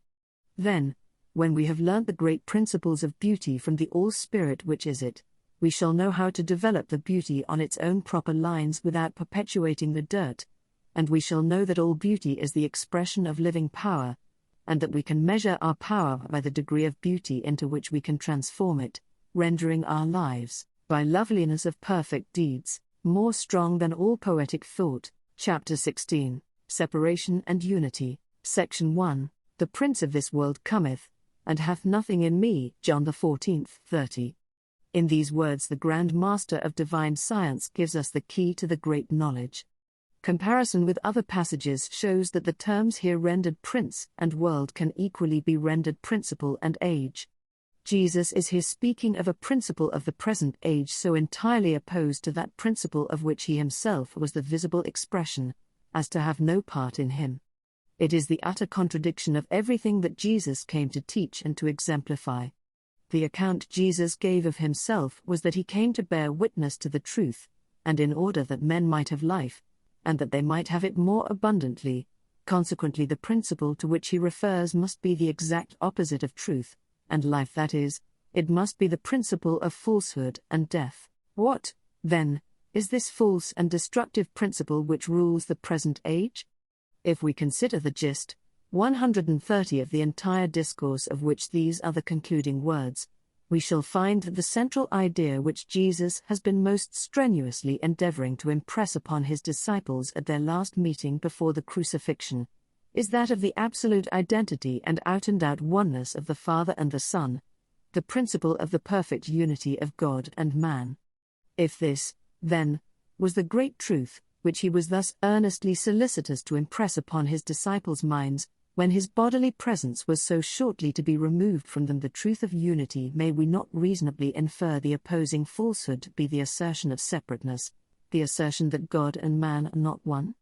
The idea of separateness is precisely the principle on which the world has proceeded from that day to this, the assumption that God and man are not one in being, and that the matter is of a different essence from spirit. In other words, the principle that finds favor with the intellectuality of the present age is that of duality, the idea of two powers and two substances opposite in kind, and, therefore, repugnant to each other, permeating all things, and so leaving no wholeness anywhere. The entire object of the Bible is to combat the idea of two opposing forces in the world. The good news is said to be that of reconciliation, 2 Cor. v. 18, where also we are told that all things are from God, hence leaving no room for any other power, or any other substance, and the great falsehood, which it is, 131 the purpose of the good news to expose, is everywhere in the Bible proclaimed to be the suggestion of duality, which is some other mode of life, that is not the one life, but something separate from it, an idea which it is impossible to state distinctly without involving a contradiction in terms. Everywhere the Bible exposes the fiction of the duality of separation as the great lie, but nowhere in so emphatic and concentrated a manner as in that wonderful passage of Revelations where it is figured in the mysterious number of the beast. He that hath understanding, let him count the number of the beast, and his number is 666, Rev. 13, 18, RV. Let me point out the great principle expressed in this mysterious number. It has other more particular applications, but this one general principle underlies them all. It is an established maxim that every unity contains in itself a trinity, just as the individual man consists of body, soul, and spirit. If we would perfectly understand anything, we must be able to comprehend it in its threefold nature. Therefore, in symbolic numeration, the multiplying of the unit by 3 implies the completeness of that for which the unit stands, and, again, the threefold repetition of a number represents its extension to infinity. Now mark what results if we apply these representative methods of numerical expression to the principles of oneness and of separateness respectively. Oneness is unity, and 1 times 3 equals 3, 132, which, intensified to its highest expression, is written as 333. Now apply the same method to the idea of separateness. Separateness consists of one and another one, each of which, according to the universal law, contains a trinity. In this view of duality, the totality of things is 2, and 2 times 3 equals 6, and, intensifying this to its highest expression, we get 666, which is the number of the beast. Why of the beast? Because separateness from God, or the duality of opposition, which is also a duality of polarity, which is dual unity, recognizes something as having essential being, which is not the one spirit, and such a conception can be verbally rendered only by some word that in common acceptance represents something, not only lower than the divine, but lower than the human also. It is because the conception of oneself as a being apart from God, if carried out to its legitimate consequences, must ultimately land all who hold it in a condition of things where open ferocity or secret cunning, the tiger nature or the serpent nature, can be the only possible rule of action. Thus it is that the principle of the present age can have no part in that principle of perfect wholeness, which the great Master embodied in his teaching, and in himself. The two ideas are absolutely incompatible, and whichever we adopt as our leading principle, it must be to the entire exclusion of the other. We cannot serve God and mammon.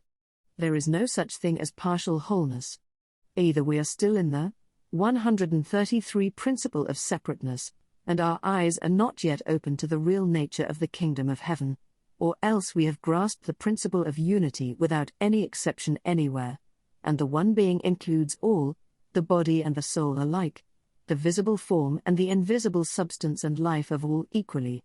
Nothing can be left out, and we stand complete here and now, lacking no faculty, but requiring only to become conscious of our own powers, and to learn to have confidence in them through having them exercised by reason of use. The following communication from a foreign reader, commenting on the number of the beast, as treated by Judge Troward in Separation and Unity, is taken from Expression for 1902, in which it was first published.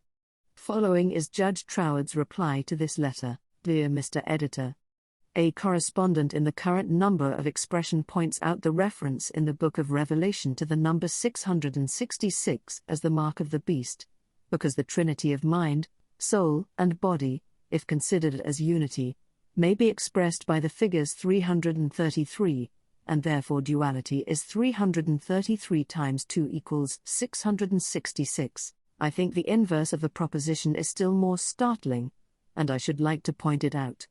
Instead of multiplying, let us try dividing. First of all, take unity as the unit 1 and divide by 3, representing of course the same formula, viz., mind, soul and body.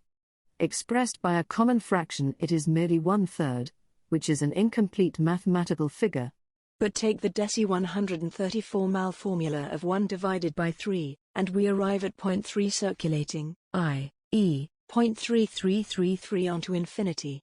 In other words, the result of the proposition by mathematics is that you divide this formula of spirit, soul, and body into unity, and it remains true to itself ad infinitum. Now we come to consider it as a duality in the same way. Expressed as a vulgar fraction, it is 2/3, but as a decimal fraction, it is 0.6666 ad infinitum. I think this is worth noting. Yours very faithfully, a foreign reader, Brussels, August 14, 1902. Dear Editor, I return with many thanks the very interesting letter received with yours, and I am very glad that my article should have been instrumental in drawing forth this further light on the subject. This, moreover, affords an excellent illustration of one great principle of unity, which is that the unity repeats itself in every one of its parts, so that each part taken separately is an exact reproduction, in principles, of the greater unity of which it is a portion. Therefore, if you take the individual man as your unit, which is what I did, and proceed by multiplication, you get the results which were pointed out in my article. And conversely, if you take the great unity of all being as your unit, and proceed by division, you arrive at the results shown by your foreign correspondent. The principle is a purely mathematical one, and is extremely interesting in the present application as showing the existence of a system of concealed mathematics running through the whole Bible. This bears out what I said in my article, that there 135 were other applications of the principle in question, though this one did not at the time occur to me. I am much indebted to your correspondent for the further proof thus given of the correctness of my interpretation of the number of the beast. Both our interpretations support each other, for they are merely different ways of stating the same thing, and they have this advantage over those generally given, that they do not refer to any particular form of evil, but express a general principle applicable to all alike. Yours sincerely, T. London, August 30, 1902, Section 2. It may perhaps emphasize my point if I remind my readers that it was the conflict between the principles of unity and separation that led to the crucifixion of Jesus. We must distinguish between the charge which really led to his death, and the merely technical charge on which he was sentenced by the Roman governor. The latter, the charge of opposition to the royal authority of Caesar, has its significance, but it is clear from the Bible record that this was merely formal, the true cause of conviction being contained in the statement that of the chief priests, "We have a law, and by our law he ought to die, because he made himself the Son of God." The antagonism of the two principles of unity and 136 separation had first been openly manifested on the occasion when Jesus made the memorable declaration, "I and my Father are one." The Jews took up stones to stone him. Then said Jesus unto them, Many good works have I shown you from my Father, for which of those works do ye stone me? The Jews replied, For a good work we stone thee not, but for blasphemy, and because that thou, being a man, makest thyself God. Jesus said, Is it not written in your law, I said ye are gods? If he called them gods, unto whom the word of God came, and the scriptures cannot be broken, say ye of him, whom the Father hath sanctified, and sent into the world, Thou blasphemest, because I said, I am the Son of God. Here we have the first open passage of arms between the two opposing principles, which led to the scene of Calvary, as the final testimony of Jesus to the principle of unity. He died because he maintained the truth, that he was one with the Father. That was the substantive charge on which he was executed. Art thou the Son of the Blessed? He was asked by the priestly tribunal, and the answer came clear and unequivocal, I am. Then said the council, He hath spoken blasphemy, what further need have we of witnesses? And they all condemned him to be worthy of death. Jesus did not enter into a palpably useless argument with judges whose minds were so rooted in the idea of dualism as to be impervious to any other conception, but with a mixed multitude, who were not officially 137 committed to a system. The case was different.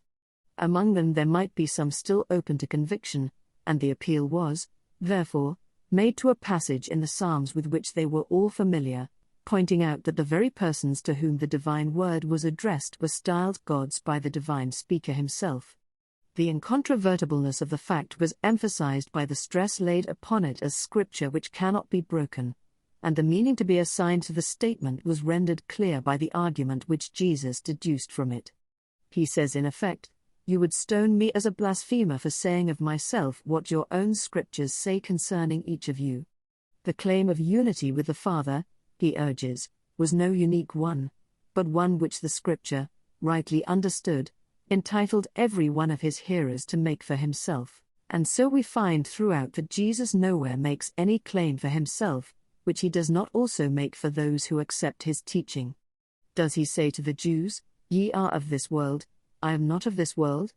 Equally he says of his disciples, They are not of the world, even as I am not of the world. Does he say, I am the light of the world? Equally, he says, Ye are the light of the world. Does he say, I and my Father are one? Equally he prays that they all might be one, even as we are one. Is he styled the Son of God? Then St. John writes, To them gave he power to become sons of God, even to as many, 138 as believe on his name, and by belief on the name we may surely understand belief in the principle of which the name is the verbal representation. The essential unity of God and man is thus the one fact which permeates the whole teaching of Jesus. He himself stood forth as its living expression. He appealed to his miracles as the proofs of it. It is the Father that doeth the works. It formed the substance of his final discourse with his disciples in the night that he was betrayed. It is the truth, to bear witness to which, he told Pilate, was the purpose of his life. In support of this truth he died, and by the living power of this truth he rose again. The whole object of his mission was to teach men to realize their unity with God and the consequences that must necessarily follow from it, to draw them away from that notion of dualism which puts an impassable barrier between God and man, and thus renders any true conception of the principle of life impossible, and to draw them into the clear perception of the innermost nature of life, as consisting in the inherent identity of each individual with that infinite all-pervading spirit of life which he called the Father. The branch cannot bear fruit except it abide in the vine. The power of bearing fruit, of producing and of giving forth, depends entirely on the fact that the individual is, and always continues to be, as much an organic part of universal spirit as the fruit-bearing branch is an organic part of the parent stem. Lose this idea, 139, and regard God as a merely external creator who may indeed command us, or even sometimes be moved by our cries and entreaties, and we have lost the root of livingness, and with it all possibility of growth or of liberty. This is dualism, which cuts us off from our source of life, and so long as we take this false conception for the true law of being, we shall find ourselves hampered by limitations and insoluble problems of every description, We have lost the key of life, and are consequently unable to open the door. But in proportion as we abide in the vine, that is, consciously realize our perpetual unity with originating Spirit, and impress upon ourselves that this unity is neither bestowed, as the reward of merit, nor as an act of favor which would be to deny the unity, for the bestowal would at once imply dualism, but dwell on the truth that it is the innermost and supreme principle of our own nature. In proportion as we consciously realize this, we shall rise to greater and greater certainty of knowledge, resulting in more and more perfect externalization, whose increasing splendor can know no limits, for it is the continual outflowing of the exhaustless spirit of life in that manifestation of itself which is our own individuality. The notion of dualism is the veil which prevents men seeing this, and causes them to wander blindfolded among the mazes of endless perplexity. But, as St. Paul truly says, when this veil is taken away we shall find ourselves changed from glory to glory, as by the Lord. 140 The Spirit. His name shall be called Emmanuel, that is God in us, not a separate being from ourselves. Let us remember that Jesus was condemned by the principle of separation, because he himself was the externalization of the principle of unity, and that, in adhering to the principle of unity we are adhering to the only possible root of life, and are maintaining the truth for which Jesus died. Chapter 17. Externalization. Who would not be happy in himself and his conditions? That is what we all desire: more fullness of life, a greater and brighter vitality in ourselves, and less restriction in our surroundings. And we are told that the talisman by which this can be accomplished is thought. We are told, change your modes of thought, and the changed conditions will follow. But many seekers feel that this is very much like telling us to catch birds by putting salt on their tails. If we can put the salt on the bird's tail, we can also lay our hand on the bird. If we can change our thinking, we can thereby change our circumstances. But how are we to bring about this change of cause, which will in its turn produce this changed effect? This is the practical question that perplexes many earnest seekers. They can see their way clearly enough through the whole sequence of cause and effect resulting in the externalization of the desired results, if only the one initial difficulty could be got over. The difficulty is a real one, and until it is overcome it vitiates all the teaching and reduces it to a mere paper. 142 Theory. Therefore it is to this point that the attention of students should be particularly directed. They feel the need of some solid basis from which the change of thought can be effected, and until they find this the theory of divine science, however perfect in itself, will remain for them nothing more than a mere theory, producing no practical results. The necessary scientific basis exists, however, and is extremely simple and reasonable, if we will take the pains to think it out carefully for ourselves.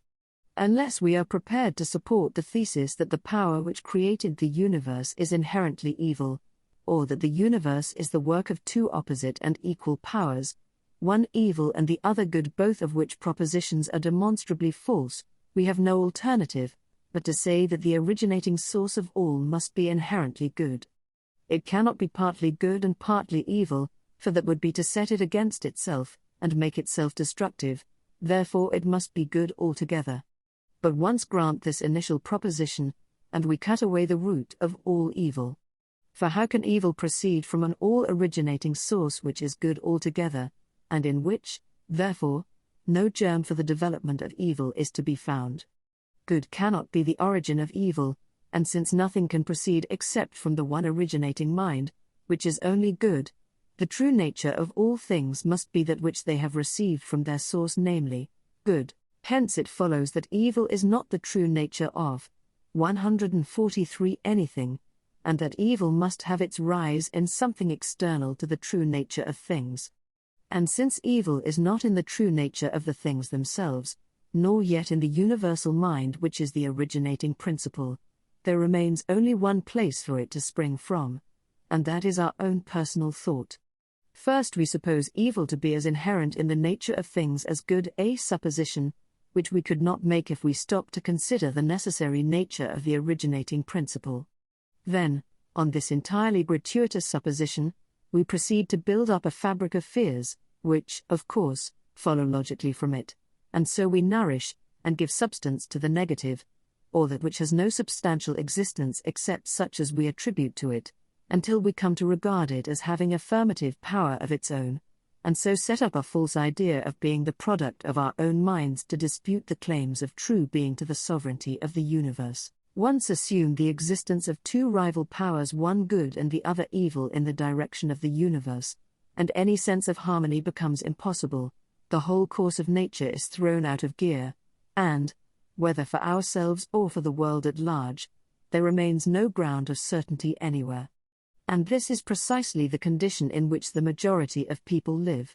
They are surrounded by infinite uncertainty about everything, and are consequently a prey to continual fears and anxieties, and the only way, 144, of escape from this state of things, is to go to the root of the matter, and realize that the whole fabric of evil originates in our own inverted conception of the nature of being. But if we once realize that the true conception of being necessarily excludes the very idea of evil, we shall see that, in giving way to thoughts and fears of evil, we are giving substance to that which has no real substance in itself, and are attributing to the negative an affirmative force, which it does not possess in fact.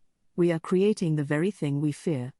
And the remedy for this is always to recur to the original nature of being as altogether good, and then to speak to ourselves thus: my thought must continually externalize something, for that is its inherent quality, which nothing can ever alter. Shall I, then, externalize God or the opposite of God? Which do I wish to see manifested in my life, good or its opposite? Shall I manifest what I know to be the reality or the reverse? Then comes the steady resolve always to manifest God, or good, because that is the only true reality in all things, and this resolve is with power because it is founded upon the solid rock of truth. We must refuse to know evil, we must refuse to admit that there is any such thing to be known. It is the converse of this which is symbolized in the story of the fall. In the day that thou eatest thereof thou shalt surely die was never spoken of the knowledge, 145, of good, for good never brought death into the world. It is eating the fruit of the tree of a so-called knowledge which admits a second branch, the knowledge of evil, that is the source of death. Admit that evil has a substantive entity, which renders it a subject of knowledge, and you thereby create it, with all its consequences of sorrow, sickness and death. But be sure that the Lord He is God, that is, that the one and only ruling principle of the universe, whether within us or around us, is good and good only, and evil with all its train sinks back into its original nothingness, and we find that the truth has made us free. We are free to externalize what we will, whether in ourselves or our surroundings, for we have found the solid basis on which to make the needed change of mental attitude in the fact that the good is the only reality of being. 1902, 146, Chapter 18, Entering into the Spirit of It, Entering into the Spirit of It. What a common expression! And yet how much it really means, how absolutely everything. We enter into the spirit of an undertaking, into the spirit of a movement, into the spirit of an author, even into the spirit of a game, and it makes all the difference both to us and to that into which we enter. A game without any spirit is a poor affair, and association in which there is no spirit falls to pieces, and a spiritless undertaking is sure to be a failure. On the other hand, the book which is meaningless to the unsympathizing reader is full of life and suggestion to the one who enters into the spirit of the writer. The man who enters into the spirit of the music finds a spring of refreshment in some fine recital which is entirely missed by the cold critic who comes only to judge according to the standard of a rigid rule, and so on in every case that we can think of. If we do not enter the spirit of a thing, it has no invigorating effect upon us, and we regard it as dull, insipid and worthless. This is our everyday experience, and these are the words in which we express it. 147, and the words are well chosen. They show our intuitive recognition of the spirit as the fundamental reality in everything, however small or however great. Let us be right as to the spirit of a thing, and everything else will successfully follow. By entering into the spirit of anything we establish a mutual vivifying action and reaction between it and ourselves. We vivify it with our own vitality, and it vivifies us with a living interest which we call its spirit, and therefore the more fully we enter into the spirit of all with which we are concerned, the more thoroughly do we become alive. The more completely we do this, the more we shall find that we are penetrating into the great secret of life. It may seem a truism, but the great secret of life is its livingness, and it is just more of this quality of livingness that we want to get hold of. It is that good thing of which we can never have too much, but every fact implies also its negative, and we never properly understand a thing until we not only know what it is, but also clearly understand what it is not. To a complete understanding, the knowledge of the negative is as necessary as the knowledge of the affirmative, for the perfect knowledge consists in realizing the relation between the two, and the perfect power grows out of this knowledge by enabling us to balance the affirmative and negative against each other in any proportion that we will, thus giving flexibility to what would otherwise be too rigid, and form to what would, 148 otherwise be too fluid, and so, by uniting these two extremes, to produce any result we may desire. It is the old Hermetic saying, coagula et solve, solidify the fluid, and dissolve the solid, and therefore, if we would discover the secret of entering into the spirit of it, we must get some idea of the negative, which is the not spirit. In various ages this negative phase has been expressed in different forms of words suitable to the spirit of the time, and so, clothing this idea in the attire of the present day, I will sum up the opposite of spirit in the word mechanism. Before all things, this is a mechanical age, and it is astonishing how great a part of what we call our social advance has its root in the mechanical arts. Reduce the mechanical arts to what they were in the days of the Plantagenets, and the greater part of our boasted civilization would recede through the centuries along with them. We may not be conscious of all this, but the mechanical tendency of the age has a firm grip upon society at large. We habitually look at the mechanical side of things by preference to any other. Everything is done mechanically, from the carving on a piece of furniture to the arrangement of the social system. It is the mechanism that must be considered first, and the spirit has to be fitted to the mechanical exigencies. We enter into the mechanism of it instead of into the spirit of it, and so limit the spirit and refuse to let it have its own way, and then, as a consequence, we get entirely 149 mechanical action, and complete our circle of ignorance by supposing that this is the only sort of action there is. Yet this is not a necessary state of things even in regard to physical science, for the men who have made the greatest advances in that direction are those who have most clearly seen the subordination of the mechanical to the spiritual. The man who can recognize a natural law only as it operates through certain forms of mechanism with which he is familiar will never rise to the construction of the higher forms of mechanism, which might be built up upon that law, for he fails to see that it is the law which determines the mechanism, and not vice versa. This man will make no advance in science, either theoretical or applied, and the world will never owe any debt of gratitude to him. But the man who recognizes that the mechanism for the application of any principle grows out of the true apprehension of the principle studies the principle first, knowing that when that is properly grasped it will necessarily suggest all that is wanted for bringing it into practical use, and if this is true in regard to so-called physical science, it is a fortiori true as regards the science of spirit. There is a mechanical attitude of mind which judges everything by the limitations of past experiences, allowing nothing for the fact that those experiences were for the most part the results of our ignorance of spiritual law. But if we realize the true law, 150 of being, we shall rise above these mechanical conceptions. We shall not deny the reality of the body or of the physical world as facts, knowing that they also are spirit, but we shall learn to deny their power as causes. We shall learn to distinguish between the causa causta and the causa causans, the secondary or apparent physical cause, and the primary or spiritual cause, without which the secondary cause could not exist, and so we shall get a new standpoint of clear knowledge and certain power by stepping over the threshold of the mechanical and entering into the spirit of it. What we have to do is to maintain our even balance between the two extremes, denying neither spirit nor the mechanism, which is its form, and through which it works. The one is as necessary to a perfect whole as the other, for there must be an outside as well as an inside, only we must remember that the creative principle is always inside, and that the outside only exhibits what the inside creates.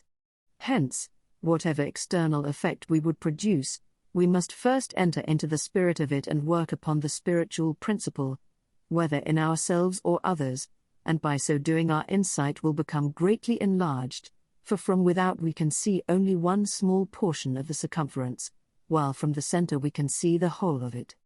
If we fully grasp the truth that Spirit is Creator, we can dispense with painful investigations into the mechanical side of all our problems. If we are constructing from without, then we have to 151 calculate anxiously the strength of our materials, and the force of every thrust and strain to which they may be subjected, and very possibly after all we may find that we have made a mistake somewhere in our elaborate calculations.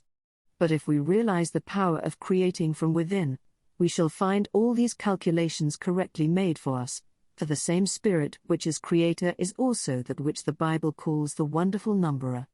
Construction from without is based upon analysis, and no analysis is complete without accurate quantitative knowledge, but creation is the very opposite of analysis, and carries its own mathematics with it. To enter into the spirit of anything, then, is to make yourself one in thought with the creative principle that is at the center of it, and therefore why not go to the center of all things at once, and enter into the spirit of life? Do you ask where to find it? In yourself, and in proportion as you find it there, you will find it everywhere else. Look at life as the one thing that is, whether in you or around you, try to realize the livingness of it, and then seek to enter into the spirit of it by affirming it to be the whole of what you are. Affirm this continually in your thoughts, and by degrees the affirmation will grow into a real living force within you, so that it will become a second nature to you, and you will find it impossible and unnatural to think in any other way, and the nearer you approach this point the greater you will find your control over 152 both body and circumstances, until at last you shall so enter into the spirit of it, into the spirit of the divine creative power, which is the root of all things, that, in the words of Jesus, nothing shall be impossible to you, because you have so entered into the spirit of it that you discover yourself to be one with it. Then all the old limitations will have passed away, and you will be living in an entirely new world of life, liberty, and love, of which you yourself are the radiating center. You will realize the truth that your thought is a limitless creative power, and that you yourself are behind your thought, controlling and directing it with knowledge for any purpose which love motives and wisdom plans. Thus you will cease from your labors, your struggles and anxieties, and enter into that new order where perfect rest is one with ceaseless activity. 1902, Chapter 19, The Bible and the New Thought, Section 1, The Sun. A deeply interesting subject to the student of the New Thought movement is to trace how exactly its teaching is endorsed by the teaching of the Bible. There is no such thing as new thought in the sense of new truth, for what is truth now must have been truth always, but there is such a thing as a new presentment of the old truth, and it is in this that the newness of the present movement consists. But the same truth has been repeatedly stated in earlier ages under various forms, and in various measures of completeness, and nowhere more completely than in the scriptures of the Old and New Testaments. None of the older forms of statement is more familiarly known to our readers than that contained in the Bible, and no other is entwined around our hearts with the same sacred and tender associations. Therefore, I have no hesitation in saying that the existence of a marked 154 correspondence between its teaching and that of the New Thought cannot but be a source of strength and encouragement to any of us who have been accustomed in the past to look to the old and hallowed book as a storehouse of divine wisdom. We shall find the clearer light will make the rough places smooth and the dim places luminous, and that of the treasures of knowledge hidden in the ancient volume the half has not been told us. The Bible lays emphatic stress upon the glorious liberty of the sons of God, thus uniting in a single phrase the twofold idea of filial dependence and personal liberty.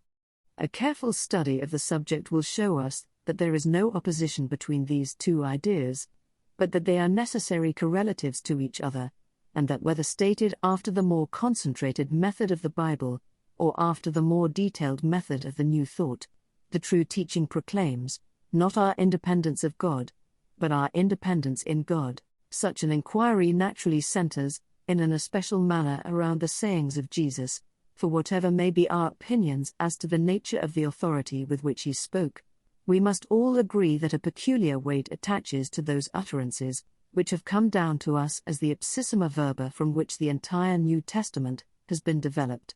And if an identity of conception in the New Thought movement can be traced here at the fountainhead, we may expect to find it in the lower streams also. 155. The key to the Master's teaching is to be found in his discourse with the woman of Samaria, and it is contained in the statement that the Father is Spirit, that is, Spirit in the absolute and unqualified sense of the word, as appears from the original Greek, and not a spirit as it is rendered in the authorized version. And then as the natural correlative to the Father we find another term employed, the Son. The relation between these two forms the great subject of Jesus' teaching, and, therefore, it is most important to have some definite idea of what he meant by these terms if we would understand what it was that he really taught. Now if the Father be Spirit, the Son must be Spirit also, for a Son must necessarily be of the same nature as his Father. But since the Father is Spirit, absolute, and universal, it is evident that the Son cannot be Spirit, absolute, and universal, because there cannot be two universal spirits, for then neither would be universal. We may, therefore, logically infer that because the Father is universal Spirit, the Son is Spirit not universal, and the only definition of Spirit not universal is Spirit individualized and particular. The Scripture tells us that the Spirit is life, and taking this as the definition of Spirit, we find that the Father is absolute, originating, undifferentiated life, and the Son is the same life differentiated into particular forms. Hence, in the widest sense of the expression, the Son stands for the whole, 156 creation, visible or invisible, and in this sense it is the mere differentiation of the universal life into a multiplicity of particular modes. But if we have any adequate idea of the intelligent and responsive nature of Spirit too, if we realize that because it is pure being it must be infinite intelligence and infinite responsiveness, then we shall see that its reproduction in the particular admits of innumerable degrees, from mere expression as outward form up to the very fullest expression of the infinite intelligence and responsiveness that Spirit is. The teachings of Jesus were addressed to the hearts and intelligences of men, and therefore the grade of sonship of which he spoke has reference to the expression of infinite being in the human heart and intellect. But this, again, may be conceived of in infinite degrees. In some men there is the bare potentiality of sonship entirely undeveloped as yet, in others the beginnings of its development, in others a fuller development, and so on, until we can suppose some 157 supreme instance in which the absolutely perfect reproduction of the universal has been attained. Each of these stages constitutes a fuller and fuller expression of sonship, until the supreme development reaches a point at which it can be described only as the perfect image of the Father, and this is the logical result of a process of steady growth from an inward principle of life which constitutes the identity of each individual. It is thus a necessary inference from Jesus' own explanation of the Father as Spirit or infinite being that the Son is the scriptural phrase for the reproduction of infinite being in the individual, contemplated in that stage at which the individual does in some measure begin to recognize his identity with his originating source, or, at any rate, where he has capacity for such a recognition, even though the actual recognition may not yet have taken place. It is very remarkable that, thus defining the Son on the direct statement of Jesus himself, we arrive exactly at the definition of Spirit, as that power which knows itself. In the capacity for thus recognizing its identity of nature with the Father is it that the potential fact of sonship consists, for the prodigal son was still a son even before he began to realize his relation to his Father in actual fact. It is the dawning of this recognition that constitutes the spiritual babe, or infant son, and by degrees this consciousness grows till he attains the full estate of spiritual manhood. This 158 recognition by the individual of his own identity with universal Spirit is precisely what forms the basis of the new thought, and thus at the outset the two systems radiate from a common center. But I suppose the feature of the new thought, which is the greatest stumbling block to those who view the movement from the outside, is the claim it makes for thought power as an active factor in the affairs of daily life. As a mere set of speculative opinions, people might be willing to pigeonhole it along with the philosophic systems of Kant or Hegel, but it is the practical element in it which causes the difficulty. It is not only a system of thought based upon a conception of the unity of being, but it claims to follow out this conception to its legitimate consequences in the production of visible and tangible external results by the mere exercise of thought power. A ridiculous claim, a claim not to be tolerated by common sense, a trespassing upon the divine prerogative, a claim of unparalleled audacity, thus the casual objector. But this claim is not without its parallel, for the same claim was put forward on the same ground by the great teacher himself, as the proper result of the Son's recognition of his relation to the Father. Ask what ye will, and it shall be done unto you; whatsoever you shall ask in prayer, believing, you shall receive, and nothing shall be impossible unto you; all things are possible to him that believeth. These statements are absolutely without any note of 159 limitations save that imposed by the seeker's want of faith in his own power to move the infinite.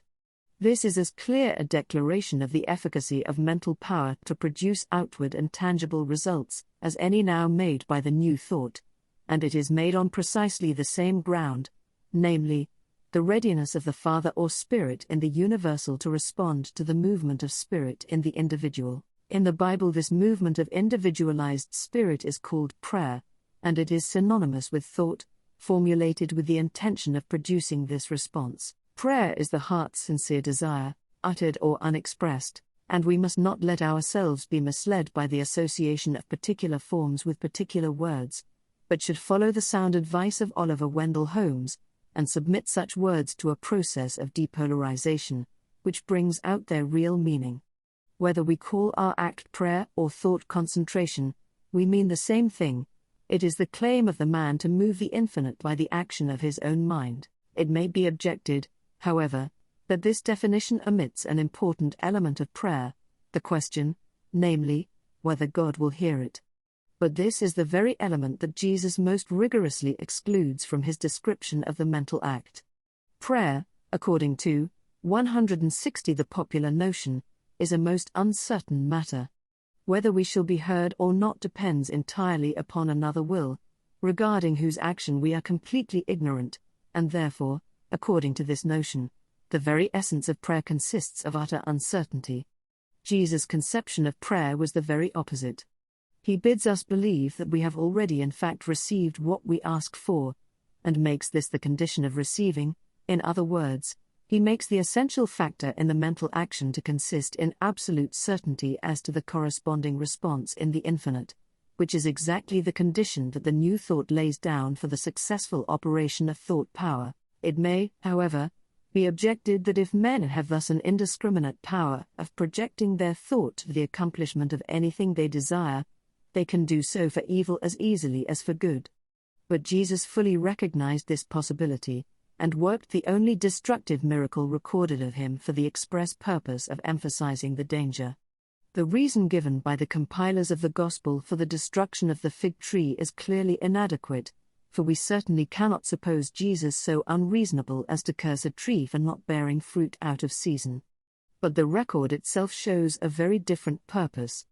Jesus answered the disciples' astonished questioning by telling them that it was in their own power, not only to do what was done to the fig tree, but to produce effects upon a far grander scale, and he concludes the conversation by 161 laying down the duty of a heart-searching forgiveness as a necessary preliminary to prayer. Why was this precept so particularly impressed in this particular connection? Obviously because the demonstration he had just given of the valency of thought power in the hands of instructed persons laid bare the fact that this power can be used destructively, as well as beneficially, and that, therefore, a thorough heart-searching for the eradication of any lurking ill-feeling became an imperative preliminary to its safe use. Otherwise there was danger of noxious thought currents being set in motion to the injury of others. The miracle of the fig tree was an object lesson to exhibit the need for the careful handling of that limitless power which Jesus assured his disciples existed as fully in them as in himself. I do not here attempt to go into this subject in detail, but enough has, I think, been shown to convince us that Jesus made exactly the same claim for the power of thought as that made by the New Thought movement at the present day. It is a great claim, and it is, therefore, encouraging to find such an authority committed to the same assertion. The general principle on which this claim is based by the exponents of the New Thought is the identity of spirit in the individual with spirit in the universal, and we shall find that this, also, is the basis of Jesus' teaching on the subject. He says that the Son can do nothing of himself, but what he seeth the Father do these things doeth the Son in like manner. It must, 162 now be sufficiently clear that the Son is a generic appellation, not restricted to a particular individual, but applicable to all, and this statement explains the manner of the Son's working in relation to the Father. The point this sentence particularly emphasizes is that it is what he sees the Father doing that the Son does also. His doing corresponds to his seeing. If the seeing expands, the doing expands along with it. But we are all sufficiently familiar with this principle in other matters. What differentiates an Edison or a Marconi from the apprentice who knows only how to fit up an electric bell by rule of thumb? It is their capacity for seeing the universal principles of electricity and bringing them into particular application. The great painter is the one who sees the universal principles of form and color where the smaller man sees only a particular combination, and so with the great surgeon, the great chemist, the great lawyer in every line it is the power of insight that distinguishes the great man from the little one. It is the capacity for making wide generalizations and perceiving far-reaching laws that raises the exceptional mind above the ordinary level. The greater working always results from the greater seeing into the abstract principles from which any art or science is generated, and this same law carried up to the universal principles of life is the law by which the Son's working is proportioned to his seeing the method of the Father's work. Thus the source of the Son's power lies in 163 the contemplation of the Father, the endeavor, that is, to realize the true nature of being, whether in the abstract or in its generic forms of manifestation. 3. This is Bacon's maxim, work as God works, and similarly the New Thought consists before all things in the realization of the laws of being, and the result of the seeing is that the Son does the same things as the Father in like manner. The Son's action is the reproduction of the universal principles in application to specific instances. The principles remain unaltered and work always in the same manner, and the office of the Son is to determine the particular field of their operation with regard, 164 to the specific object which he has in view, and therefore, so far as that object is concerned, the action of the Son becomes the action of the Father also. Again, there is no concealment on the part of the Father. He has no secrets, for the Father loveth the Son, and showeth him all things that himself doeth. There is perfect reciprocity between spirit in the universal and in individualization, resulting from the identity of being, and the Son's recognition of love as the active principle of this unity gives him an intuitive insight into all those inner workings of the universal life, which we call the arcana of nature. Love has a divine gift of insight which cannot be attained by intellect alone, and the old saying, "Love will find out the way," has greater depths of meaning than appear on the surface. Thus there is not only a seeing, but also a showing, and the three terms looking, seeing, showing combine to form a power of working to which it is impossible to assign any limit. Here, again, the teaching of Jesus is in exact correspondence with that of the New Thought, which tells us that limitations exist only where we ourselves put them, and that to view ourselves as beings of limitless knowledge, power, and love is to become such an outward manifestation of visible fact. Any objection, therefore, to the New Thought teaching regarding the possibilities latent in man apply with equal force to the teachings of Jesus. His teaching clearly was that 165 the perfect individuality of man is a dual unity, the polarization of the infinite in the manifest, and it requires only the recognition of this truth for the manifested element in this binary system to demonstrate its identity with the corresponding element, which is not externally visible. He said that he and his Father were one, that those who had seen him had seen the Father, that the words which he spoke were the Father's, and that it was the Father who did the works. Nothing could be more explicit. Absolute unity of the manifested individuality with the originating infinite Spirit is asserted or implied in every utterance attributed to Jesus, whether spoken of himself or of others. He recognizes only one radical difference, the difference between those who know this truth and those who do not know it. The distinction between the disciple and the master is one only of degree, which will be effaced by the expansive power of growth.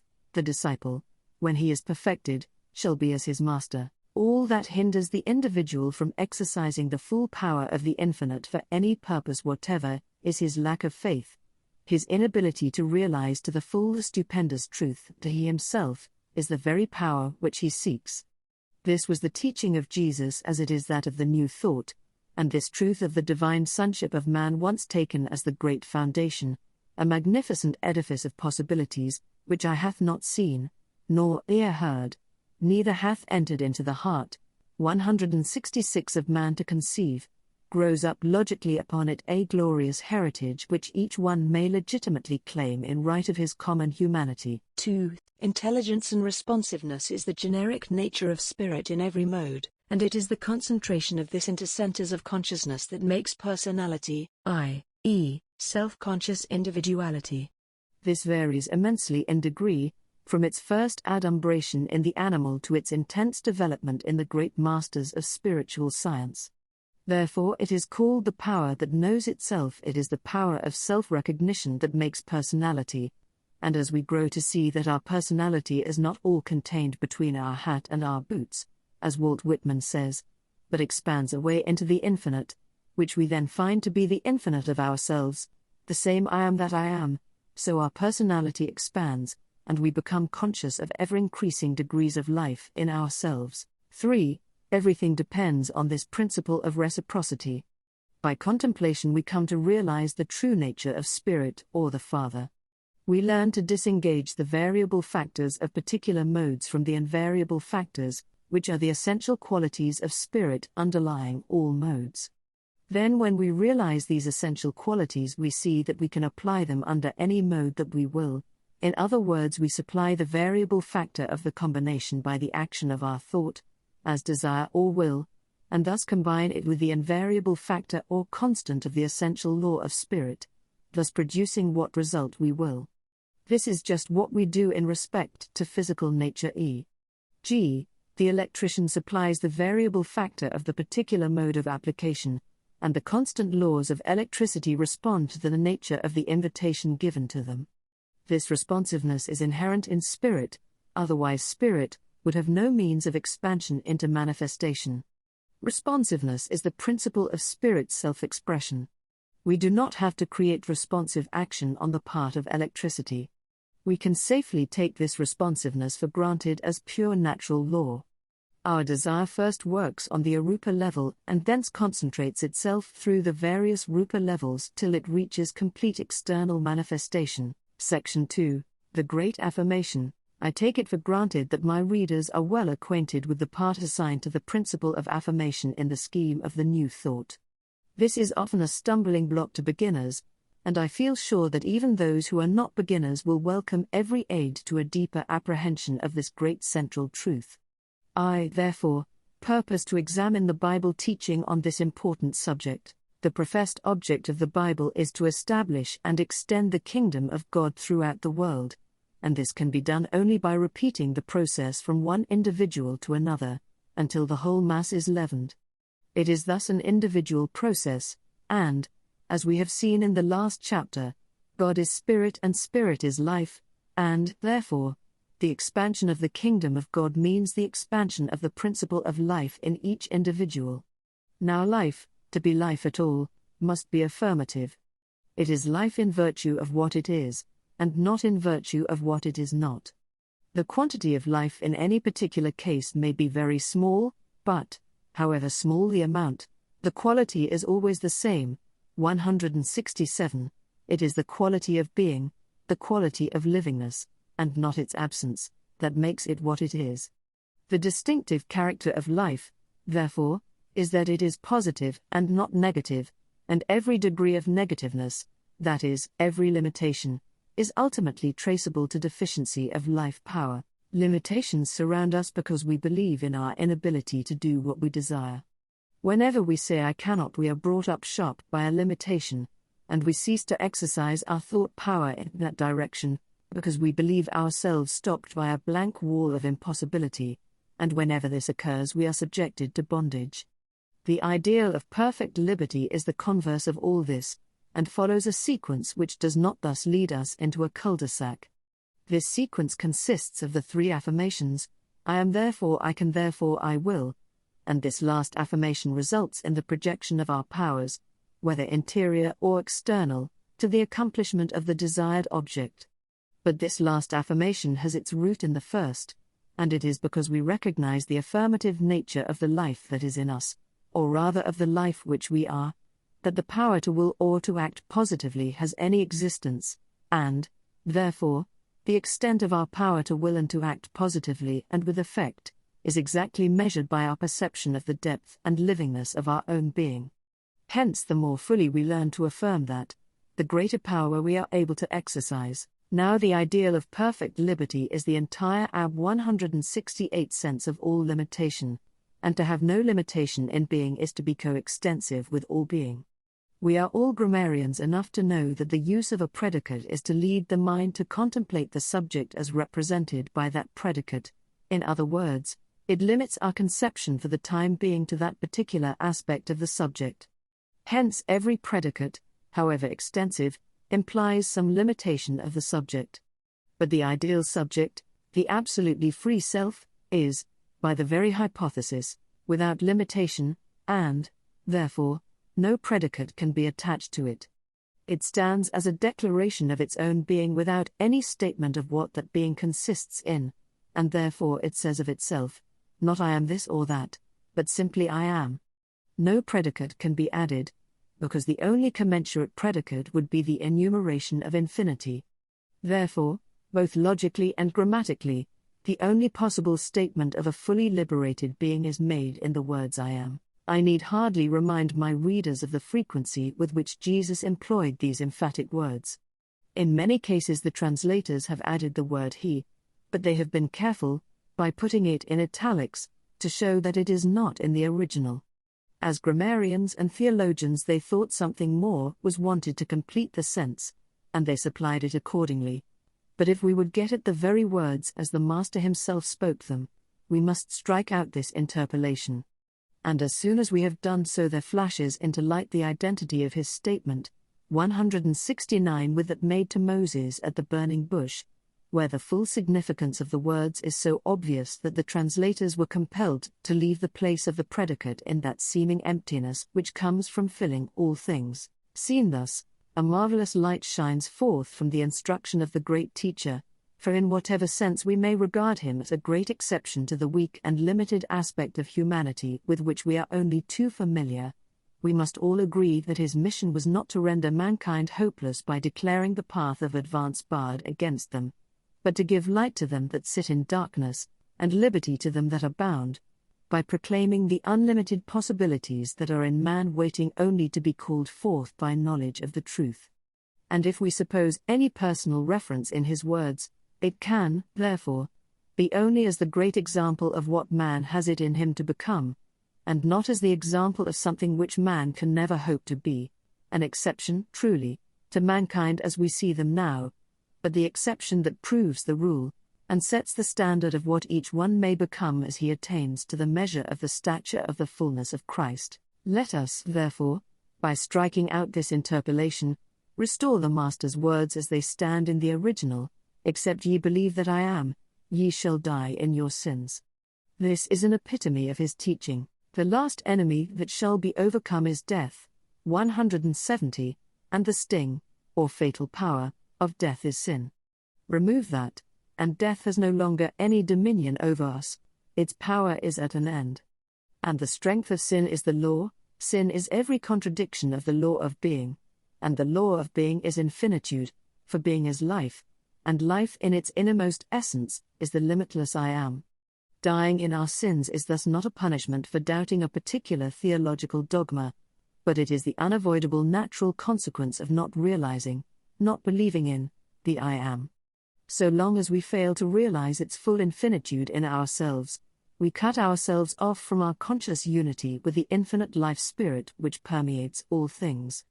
Without this principle we have no alternative but to die, and this because of our sin, that is, because of our failure to conform to the true law of our being, which is life, and not death. We affirm death and negation concerning ourselves, and therefore death and negation are externalized, and thus we pay the penalty of not believing in the central law of our own life, which is the law of all life.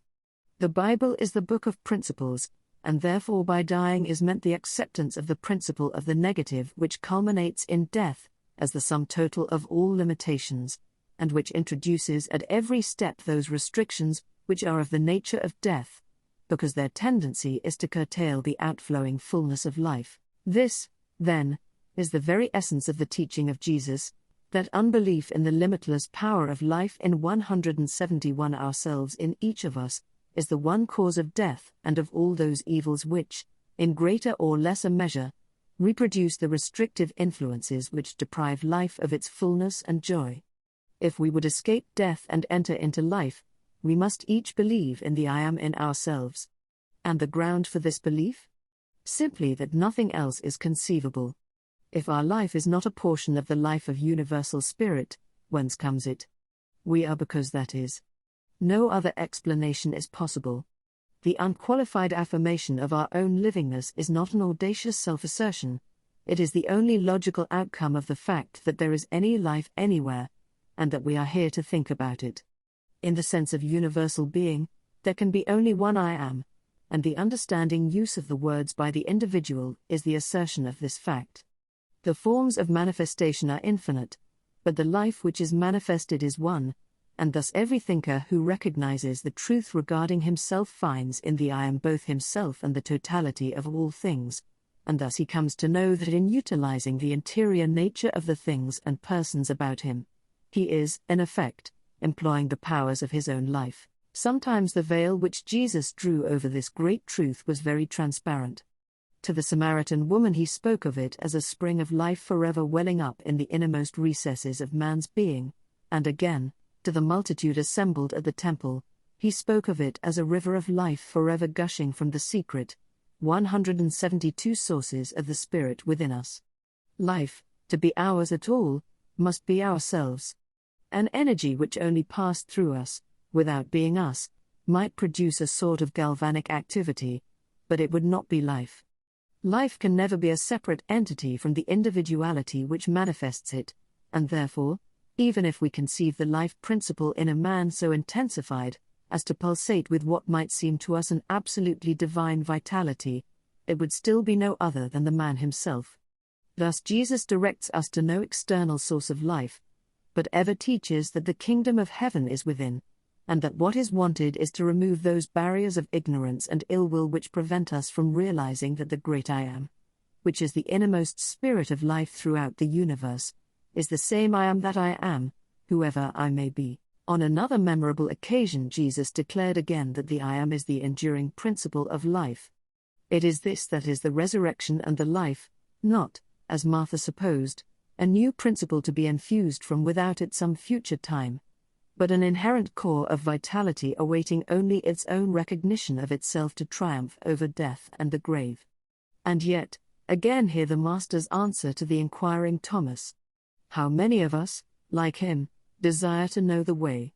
To hear of wonderful powers latent in man, and requiring only development is beautiful and hopeful, if we could only find out the way to develop them. But who will show us the way? The answer comes, 173 with no uncertain note. The I Am includes everything. It is at once the way, the truth, and the life, not the life only, or the truth only, but also the way by which to reach them. Can words be plainer? It is by continually affirming, and relying on the I Am in ourselves as identical with the I Am that is the one and only life, whether manifested or unmanifested, in all places of the universe, that we shall find the way to the attainment of all truth and of all life. Here we have the predicate which we are seeking to complete our affirmation regarding ourselves. I am what? The three things which include all things: truth, which is all knowledge and wisdom; life, which is all power and love; and the unfailing way which will lead us step by step, if we follow it, to heights too sublime, and environment too wide for our present juvenile imaginings to picture. As the New Testament centers around Jesus, so the Old Testament centers around Moses, and he also declares the great affirmation to be the same. 174 Him God has no name, but that intensely living universal life which is all in all, and no name is sufficient to be its equivalent. The emphatic words I am are the only possible statement of the one power which exhibits itself as all worlds and all living beings. It is the great I am which forever unfolds itself in all the infinite evolutionary forces of the cosmic scheme, and which, in marvelous onward march, develops itself into higher and higher conscious intelligence in the successive races of mankind, unrolling the scroll of history as it moves on from age to age, working out with unerring precision the steady forward movement of the whole towards that ultimate perfection in which the work of God will be completed. But, 175 stupendous, as is the scale on which this providential power reveals itself to Moses and the prophets, it is still nothing else than the very same power which Jesus bids us realize in ourselves. The theater of its operations may be expanded to the magnificent proportions of a world history, or contracted to the sphere of a single individuality. The difference is only one of scale, but the life principle is always the same. It is always the principle of confident affirmation in the calm knowledge that all things are but manifestations of itself, and that, therefore, all must move together in one mighty unity, which admits of no discordant elements. This unity of the Spirit once clearly grasped, to say I am is to send the vibrations of our thought currents throughout the universe, to do our bidding when and where we will, and, conversely, it is to draw in the vitalizing influences of infinite spirit, as from a boundless ocean of life, which can never be exhausted, and from which no power can hold us back. And all this is so because it is the supreme law of nature. It is not the introduction of a new order, but simply the allowing of the original, and only possible order to flow on to its legitimate fulfillment. A divine order, truly, but nowhere shall we find anything that is not divine. And it is to the realization of this divine and living order that it is the purpose of the Bible to lead us. But we shall never realize it around us until we first realize it within us. We can see God outside only by the light, 176 of God inside, and this light increases in proportion, as we become conscious of the divine nature of the innermost I am which is the center of our own individuality. Therefore, it is that Jesus tells us that the I am is the door. It is that central point of our individual being which opens into the whole illimitable life of the infinite. If we would understand the old world precept, know thyself, we must concentrate our thought more and more closely upon our own interior life until we touch its central radiating point, and there we shall find that the door into the infinite is indeed open to us, and that we can pass from the innermost of our own being into the innermost of all being. This is why Jesus spoke of the door as that through which we should pass in and out and find pasture. Pasture, the feeding of every faculty with its proper food, is to be found both on the within and the without. The livingness of life consists in both concentration and externalization. It is not the dead equilibrium of inertia, but the living equilibrium of a vital and rhythmic pulsation. Involution and evolution must forever alternate, and the door of communication between them is the I am which is the living power in both. Thus it is that the great affirmation is the secret of life, and that to say I am with a true understanding of all that it implies is to place ourselves in touch with all the powers of the infinite. This is the universal and eternal affirmation to 177 which no predicate is attached, and all particular affirmations will be found to be only special differentiations of this all-embracing one. I will this or that particular thing, because I know that I can bring it into externalization, and I know that I can because I know that I am, and so we always come back to the great central affirmation of all being. Search the scriptures and you will find that from first to last they teach only this, that every human soul is an individualization of that universal being, or all spirit, which we call God, and that spirit can never be shorn of its powers, but like fire, which is its symbol, must always be fully and perfectly itself, which is life in all its unlimited fullness. In assigning to affirmation, therefore, the importance which it does, the New Thought movement is at one with the teaching of Jesus and Moses, and of the entire Bible. And the reason is clear. There is only one truth, and therefore careful seeking can bring men only to the same truth, whether they be Bible writers or any other. The Bible derives its authority from the inherent truth of the things it tells of, and not vice versa, and if these things be true at all, they would be equally true even though no Bible had ever been written.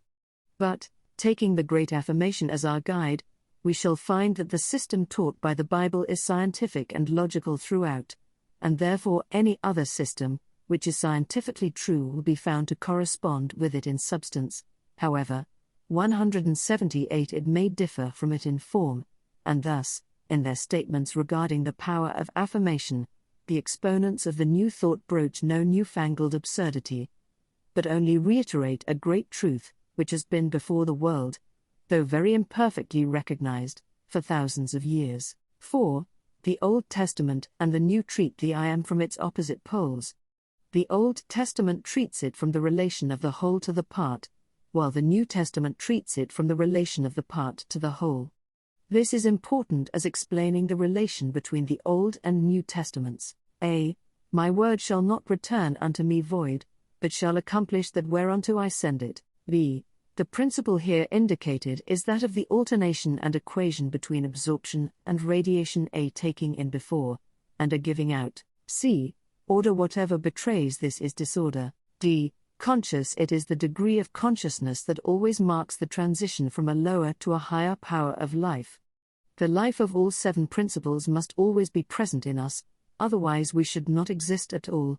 Therefore it is the degree in which we learn to consciously function in each of them that marks our advance into higher kingdoms within ourselves, and frequently outside ourselves also. E. The central radiating point of our individuality is one with all being. F. Equilibrium. Note the difference between the living equilibrium of alternate rhythmic pulsation, the whole pulsation doctrine, and the dead equilibrium of merely running down to a dead level.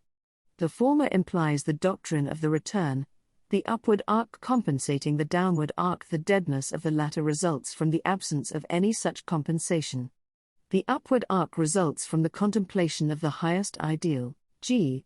Spirit cannot leave any portion of its nature behind it. It must always have all the qualities of spirit in it, even though the lower parts of the individuality are not yet conscious of it. H. The Great Affirmation is the guide to the whole subject. Section 3. The Father. If, as we have seen, the Son is the differentiating principle of spirit, giving rise to innumerable individualities, the Father is the unifying principle by which these innumerable individualities are bound together into one common life, and the necessity for recognizing this great basis of the universal harmony forms the foundation of Jesus' teaching on the subject of worship. Woman, believe me, the hour cometh, when neither in this mountain, nor yet at Jerusalem, shall ye worship the Father. Ye worship that which ye know not, we worship that which we know, for salvation is from the Jews. But the hour cometh and now is when the true worshippers shall worship the Father in spirit and truth. Revised Version. In these few words the great teacher sums up the whole subject. He lays particular stress on the kind of worship that he means. It is, before all things, founded upon knowledge. 179. We worship that which we know, and it is this knowledge that gives the worship a healthful and life-giving quality. It is not the ignorant worship of wonderment and fear, a mere abasement of ourselves before some vast, vague, unknown power, which may injure us if we do not find out how to propitiate it, but it is a definite act performed with a definite purpose, which means that it is the employment of one of our natural faculties upon its proper object in an intelligent manner. The ignorant Samaritan worship is better than no worship at all, for at least it realizes the existence of some center around which a man's life should revolve, something to prevent the aimless dispersion of his powers, for want of a centripetal force to bind them together, and even the crudest notion of prayer, as a mere attempt to induce God to change his mind, is at least a first step towards the truth that full supply for all our needs may be drawn from the infinite. Still, such worship as this is hampered with perplexities, and can give only a feeble answer to the atheistical sneer which asks, "What is man, that God should be mindful of him, a momentary atom among unnumbered worlds?" Now the teaching of Jesus throws all these perplexities aside with the single word knowledge. There is only one true way of doing anything, and that is knowing exactly what it is we want to do, and knowing exactly why we want to do it. All other doing is blundering. We may blunder into the right 180 things sometimes, but we cannot make this our principle of life to all eternity, and if we have to give up the blunder method eventually, why not give it up now, and begin at once to profit by acting according to intelligible principle? The knowledge that the Son, as individualized spirit, has his correlative in the Father, as universal spirit, affords the clue we need. In whatever way we may attempt to explain it, the fact remains that volition is the fundamental characteristic of spirit. We may speak of conscious, or subconscious or superconscious action, but in whatever way we may picture to ourselves the condition of the agent as contemplating his own action, a general purposeful lifeward tendency becomes abundantly evident on any enlarged view of nature, whether seen from without or from within, and we may call this by the general name of volition. But the error we have to avoid is that of supposing volition to take the same form in universal spirit as in individualized spirit. The very terms universal and individual forbid this. For the universal, as such, to exercise specific volition, concentrating itself upon the details of a specific case, would be for it to pass into individualization, and to cease to be the absolute and infinite. It would be no longer the Father, but the Son. It is therefore exactly by not exercising specific volition that the Father continues to be the Father, or the great unifying principle. But the volitional quality is not on this account absent from spirit in the universal. 181 For otherwise whence would that quality appear in ourselves? It is present, but according to the nature of the plane on which it is acting. The universal is not the specific, and everything on the plane of the universal must partake of the nature of that plane. Hence volition in the Father is not specific, and that which is not specific and individual must be generic. Generic volition, therefore, is that mode of volition which belongs to the universal, and generic volition is tendency. This is the solution of the enigma, and this solution is given, not obscurely, in Jesus' statement that the Father seeks those true worshippers who worship him in spirit and in truth. For what do we mean by tendency? From the root of tendere, to stretch, it signifies a pushing out in a certain definite direction, the tension of some force seeking to expand itself. What force? The universal life principle, for the Spirit is life. In the language of modern science, this seeking on the part of the Father is the expansive pressure of the universal life principle seeking the line of least resistance, along which to flow into the fullest manifestation of individualized life.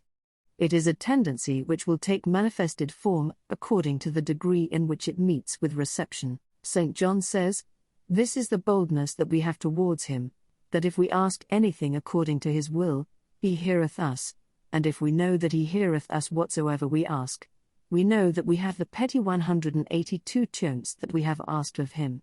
1 John 5. 14.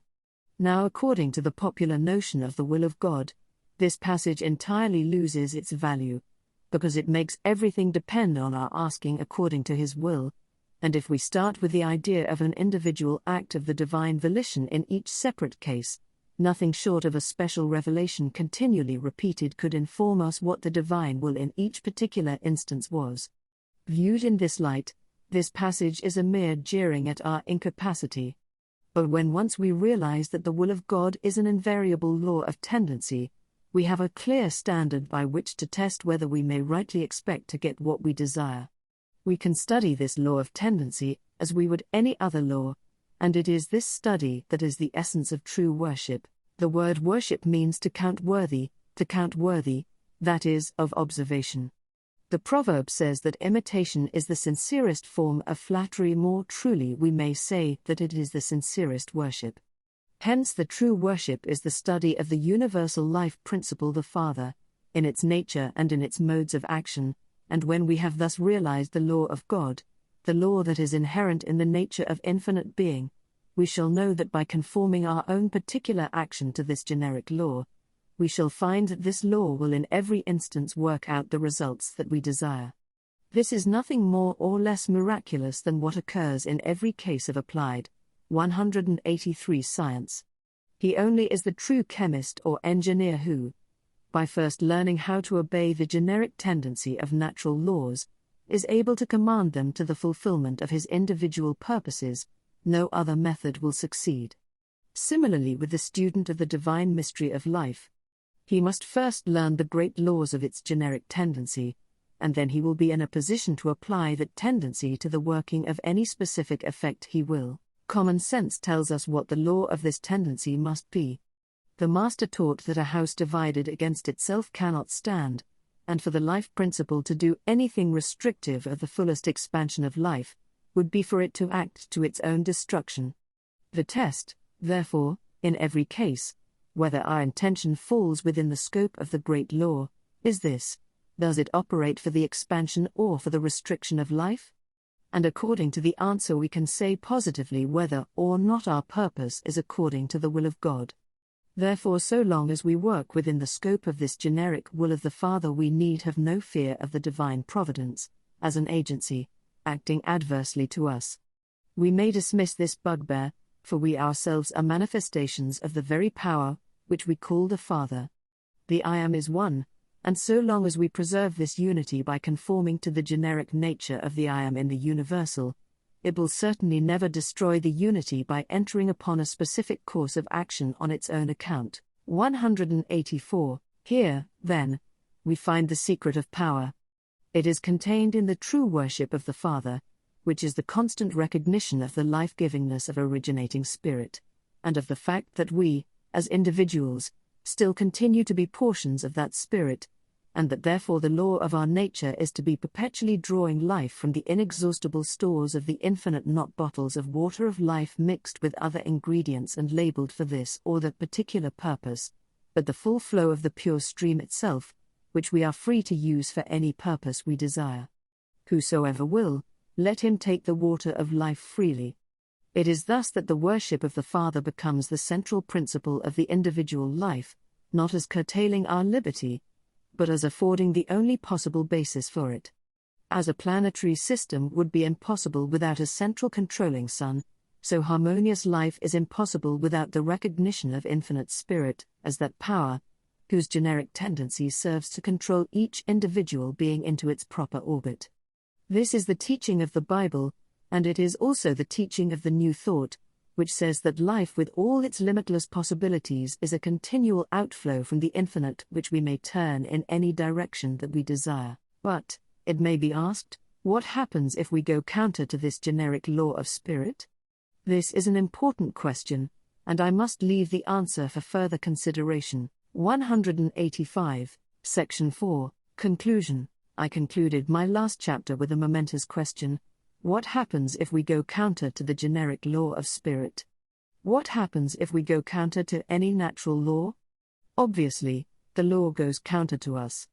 We can use the laws of nature, but we cannot alter them.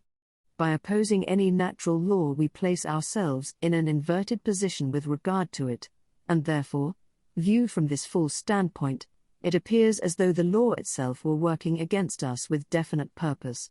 But the inversion proceeds entirely from ourselves, and not from any change in the action of the law. The law of spirit, like all other natural laws, is in itself impersonal, but we carry into it, so to speak, the reflection of our own personality, though we cannot alter its generic character, and therefore, if we oppose its generic tendency towards the universal good, we shall find in it the reflection of our own opposition and waywardness. The law of spirit proceeds unalterably on its course, and what is spoken of in popular phraseology as the divine wrath is nothing else than the reflex action, which naturally follows when we put ourselves in opposition to this law. The evil that results is not a personal intervention of the universal spirit, which would imply its entering into specific manifestation. 186, but it is the natural outcome of the causes that we ourselves have set in motion. But the effect to ourselves will be precisely the same as if they were brought about by the volition of an adverse personality, though we may not realize that in truth the personal element is our own. And if we are at all aware of the wonderfully complex nature of man, and the various interweavings of principles which unite the material body at one end of the scale to the purely spiritual ego at the other, we shall have some faint idea of on how vast a field these adverse influences may operate, not being restricted to the plane of outward manifestation, but acting equally on those inner planes which give rise to the outer, and are of a more enduring nature. Thus the philosophic study of spirit, so far from affording any excuse for laxity of conduct, adds an emphatic definiteness to the Bible exhortation to flee from the wrath of God. But, on the other hand, it delivers us from groundless terrors, the fear lest our repentance should not be accepted, the fear lest we should be rejected for our inability to subscribe to some traditional dogma, the fear of utter uncertainty regarding the future fears, which make life bitter, and the prospect of death appalling to those who are in bondage to them.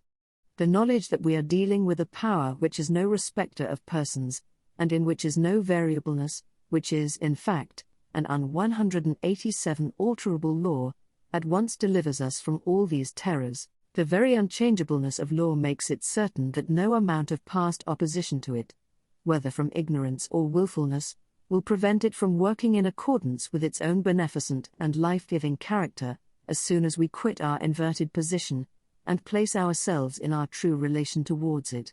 The laws of nature do not harbor revenge, and once we adapt our methods to their character, they will work for us without taking any retrospective notice of our past errors. The law of spirit may be more complex than that of electricity, because, as expressed in us, it is the law of conscious individuality, but it is none the less a purely natural law, and follows the universal rule, and therefore we may dismiss from our minds, as a baseless figment, the fear of any divine power treasuring up anger against us on account of bygones, if we are sincerely seeking to do what is right now. The new causes which we put in motion now will produce their proper effect as surely as the old causes did, and thus by inaugurating a new sequence of good we shall cut off the old sequence of evil. Only, of course, we cannot expect to bring about the new sequence while continuing to repeat the old causes, for the fruit must necessarily reproduce the nature of the seed. Thus we are the masters of the situation, and, whether in this world or the next, it rests with our 188 selves either to perpetuate the evil or to wipe it out, and put the good in its place. And it may be noticed in passing that the great central Christian doctrine is based upon the most perfect knowledge of this law, and is the practical application to a profound problem of the deepest psychological science. But this is a large subject, and cannot be suitably dealt with here. Much has been written and said on the origin of evil, and a volume might be filled with the detailed study of the subject, but for all practical purposes it may be summed up in the one-word limitation. For what is the ultimate cause of all strife, whether public or private, but the notion that the supply of good is limited? With the bulk of mankind this is a fixed idea, and they therefore argue that because there is only a certain limited quantity of good, the share in their possession can be increased only by correspondingly diminishing someone else's share. Anyone entertaining the same idea naturally resents the attempt to deprive him of any portion of this limited quantity, and hence arises the whole crop of envy, hatred, fraud, and violence, whether between individuals, classes, or nations. If people only realized the truth that good is not a certain limited quantity, but a stream continuously flowing from the exhaustless infinite, and ready to take any direction we choose to give it, and that each one is able by the action of his own thought to draw from it indefinitely, the substitution of this new and true idea for the old and 189 false one of limitation would at one stroke remove all strife and struggle from the world. Every man would find a helper instead of a competitor in every other, and the very laws of nature, which now so often seem to war against us, would be found a ceaseless source of profit and delight. They could not enter into rest because of unbelief. They limited the Holy One of Israel. In these words, the Bible, like the New Thought, traces all the sorrow of the world, that terrible Weltschmerz, which expresses itself with such direful influence through the pessimistic literature of the day, to the one root of a false belief, the belief in man's limitation. Only substitute for it the true belief, and the evil would be at an end. Now the ground of this true belief is that clear apprehension of the Father which, as I have shown, forms the basis of Jesus' teaching. If, from one point of view, the intelligent universal life principle is a power to be obeyed, in the same sense in which we have to obey all the laws of nature, from the opposite point of view, it is a power to be used. We must never lose sight of the fact that obedience to any natural law in its generic tendency necessarily carries with it a corresponding power of using that law in specific application. This is the old proverb that knowledge is power. It is the old paradox with which Jesus posed the ignorant scribes as to how David's Lord could also be his son. The word David means beloved, and to be beloved implies the recip 190 sympathy, which is intuitive knowledge. Hence David, the beloved, is the man who has realized his true relation as a son to his father, and who is in tune with the infinite. On the other hand, this infinite is his Lord because it is the complex of all those unchangeable laws from which it is impossible to swerve without suffering consequent loss of power, and on the other, this knowledge of the innermost principles of all being puts him in possession of unlimited powers, which he can apply to any specific purpose that he will, and thus he stands towards them in the position of a father who has authority to command the services of his son. Thus David's Lord becomes by a natural transition his son. And it is precisely in this that the principle of sonship consists. It is the raising of man from the condition of bondage, as a servant by reason of limitation, to the status of a son by the entire removal of all limitations. To believe and act on this principle is to believe on the Son of God, and a practical belief in our own sonship thus sets us free from all evil, and from all fear of evil it brings us out of the kingdom of death into the kingdom of life.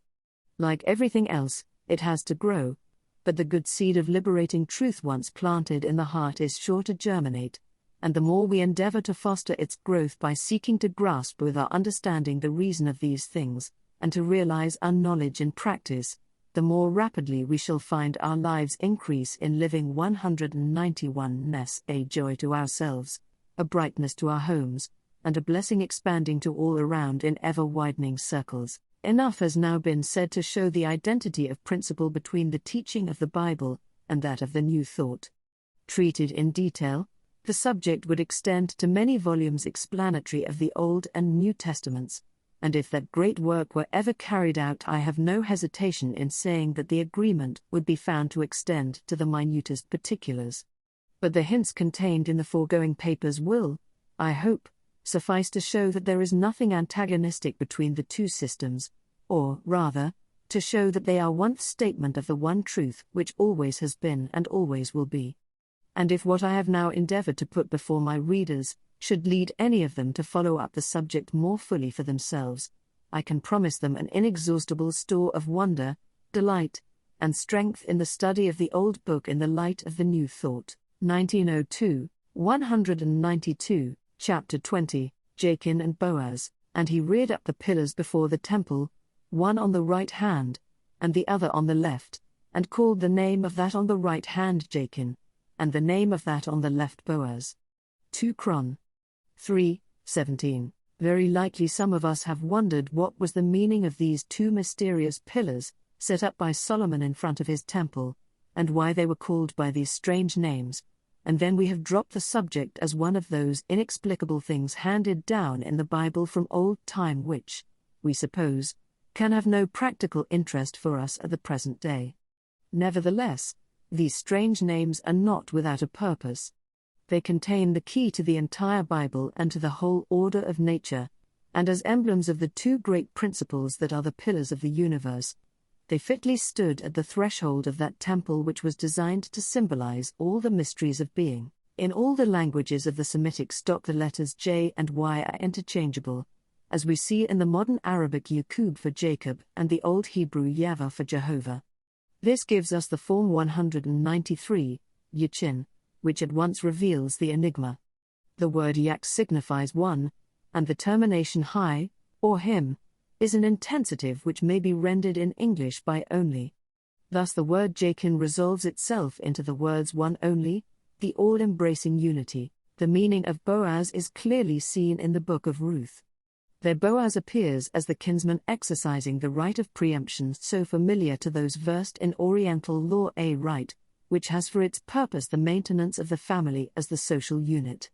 According to this widely spread custom, the purchaser, who is not a member of the family, buys the property subject to the right of kinsman within certain degrees to purchase it back, and so bring it once more into the family to which it originally belonged. Whatever may be our personal opinions regarding the vexed questions of dogmatic theology, we can all agree as to the general principle indicated in the role acted by Boaz. He brings back the alienated estate into the family, that is to say, he redeems it in the legal sense of the word. As a matter of law, his power to do this results from his membership in the family, but his motive for doing it is love, his affection for Ruth. Without pushing the analogy too far, we may say, then, that Boaz represents the principle of redemption in the widest sense of reclaiming an estate by right of relationship, while the innermost moving power in its recovery is love. This is what Boaz stands for in the beautiful story, 194 of Ruth, and there is no reason why we should not let the same name stand for the same thing when we seek the meaning of the mysterious pillar. Thus the two pillars typify unity, and the redeeming power of love, with the significant suggestion that the redemption results from the unity. They correspond with the two bonds, or uniting principles spoken of by St. Paul, the unity of the Spirit, which is the bond of peace, and love, which is the bond of perfectness. The former is unity of being, the latter, unity of intention, and the principle of this dual unity is well illustrated by the story of Boaz. The whole story proceeds on the idea of the family as the social unit, the root conception of all Oriental law, and if we consider the family in this light, we shall see how exactly it embodies the twofold idea of Jachin and Boaz, unity of being and unity of thought. The family forms a unit because all the members proceed from a common progenitor, and are thus all of one blood, but, although this gives them a natural unity of being of which they cannot divest themselves, it is not enough in itself to make them a united family, as unfortunately experience too often shows. Something more is wanted, and that something is love.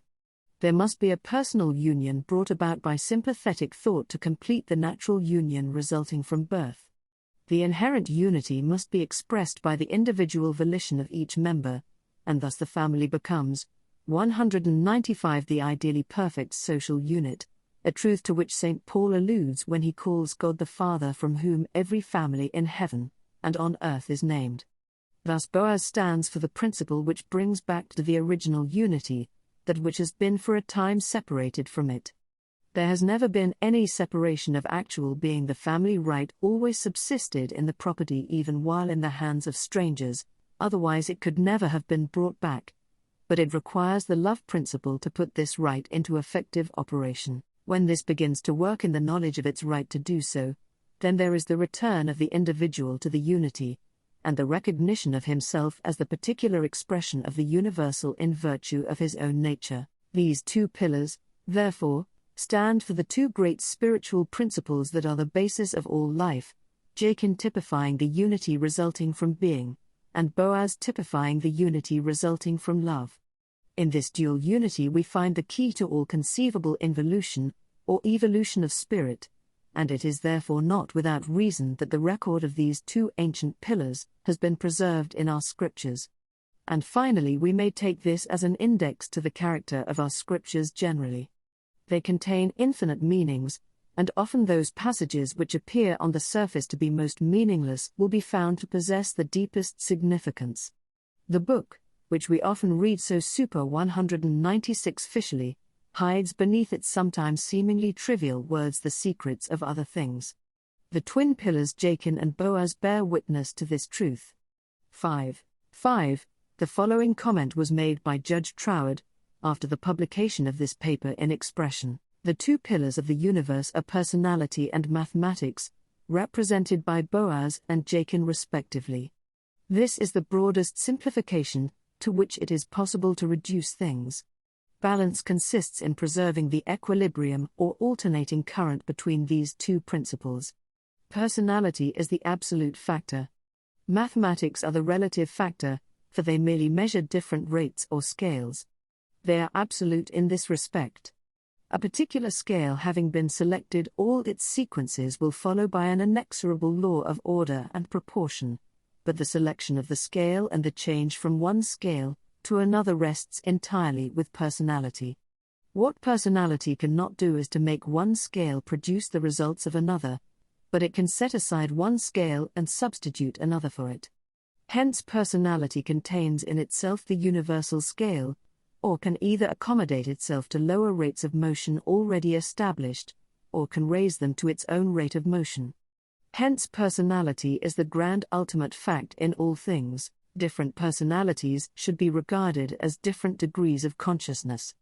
They are different degrees of emergence of the power that knows itself. 197, Chapter 21, Hephzibah, Thou shalt no more be termed forsaken, neither shall thy land any more be termed desolate, but thou shalt be called Hephzibah, and thy land Beulah, for the Lord delighteth in thee, and thy land shall be married.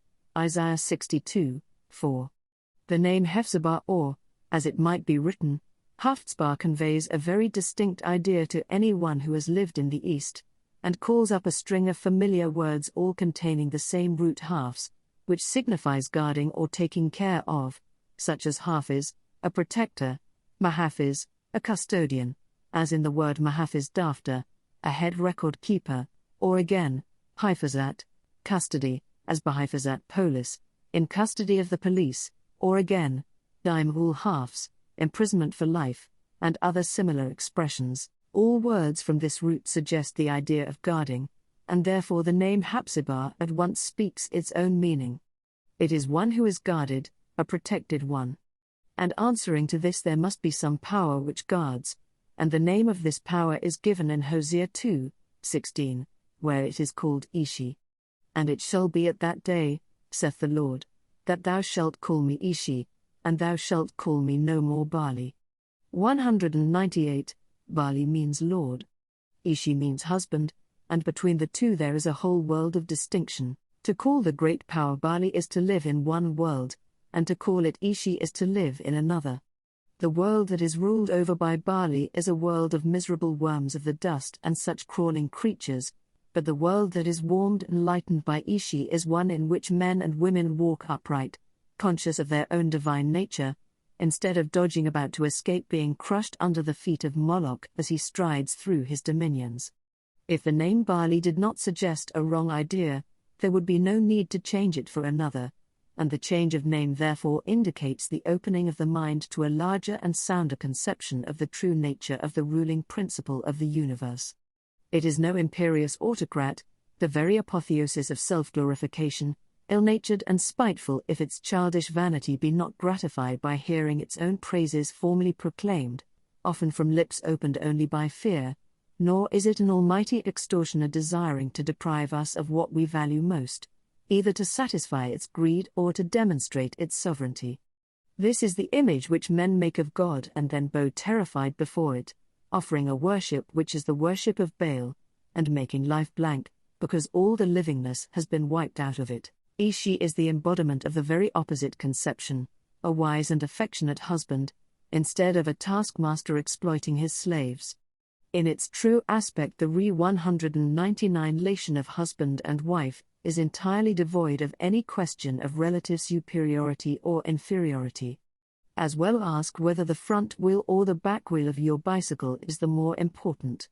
The two make a single whole, in which the functions of both parts are reciprocal and equally necessary, yet for this very reason these functions cannot be identical. In a well-ordered home, where husband and wife are united by mutual love and respect, we see that the man's function is to enter into the larger world, and to provide the wife with all that is needed for the maintenance and comfort of the home, while the function of the woman is to be the distributor of what her husband provides, in doing which she follows her own discretion, and a sensible man, knowing that he can trust a sensible wife, does not want to poke his finger into every pie.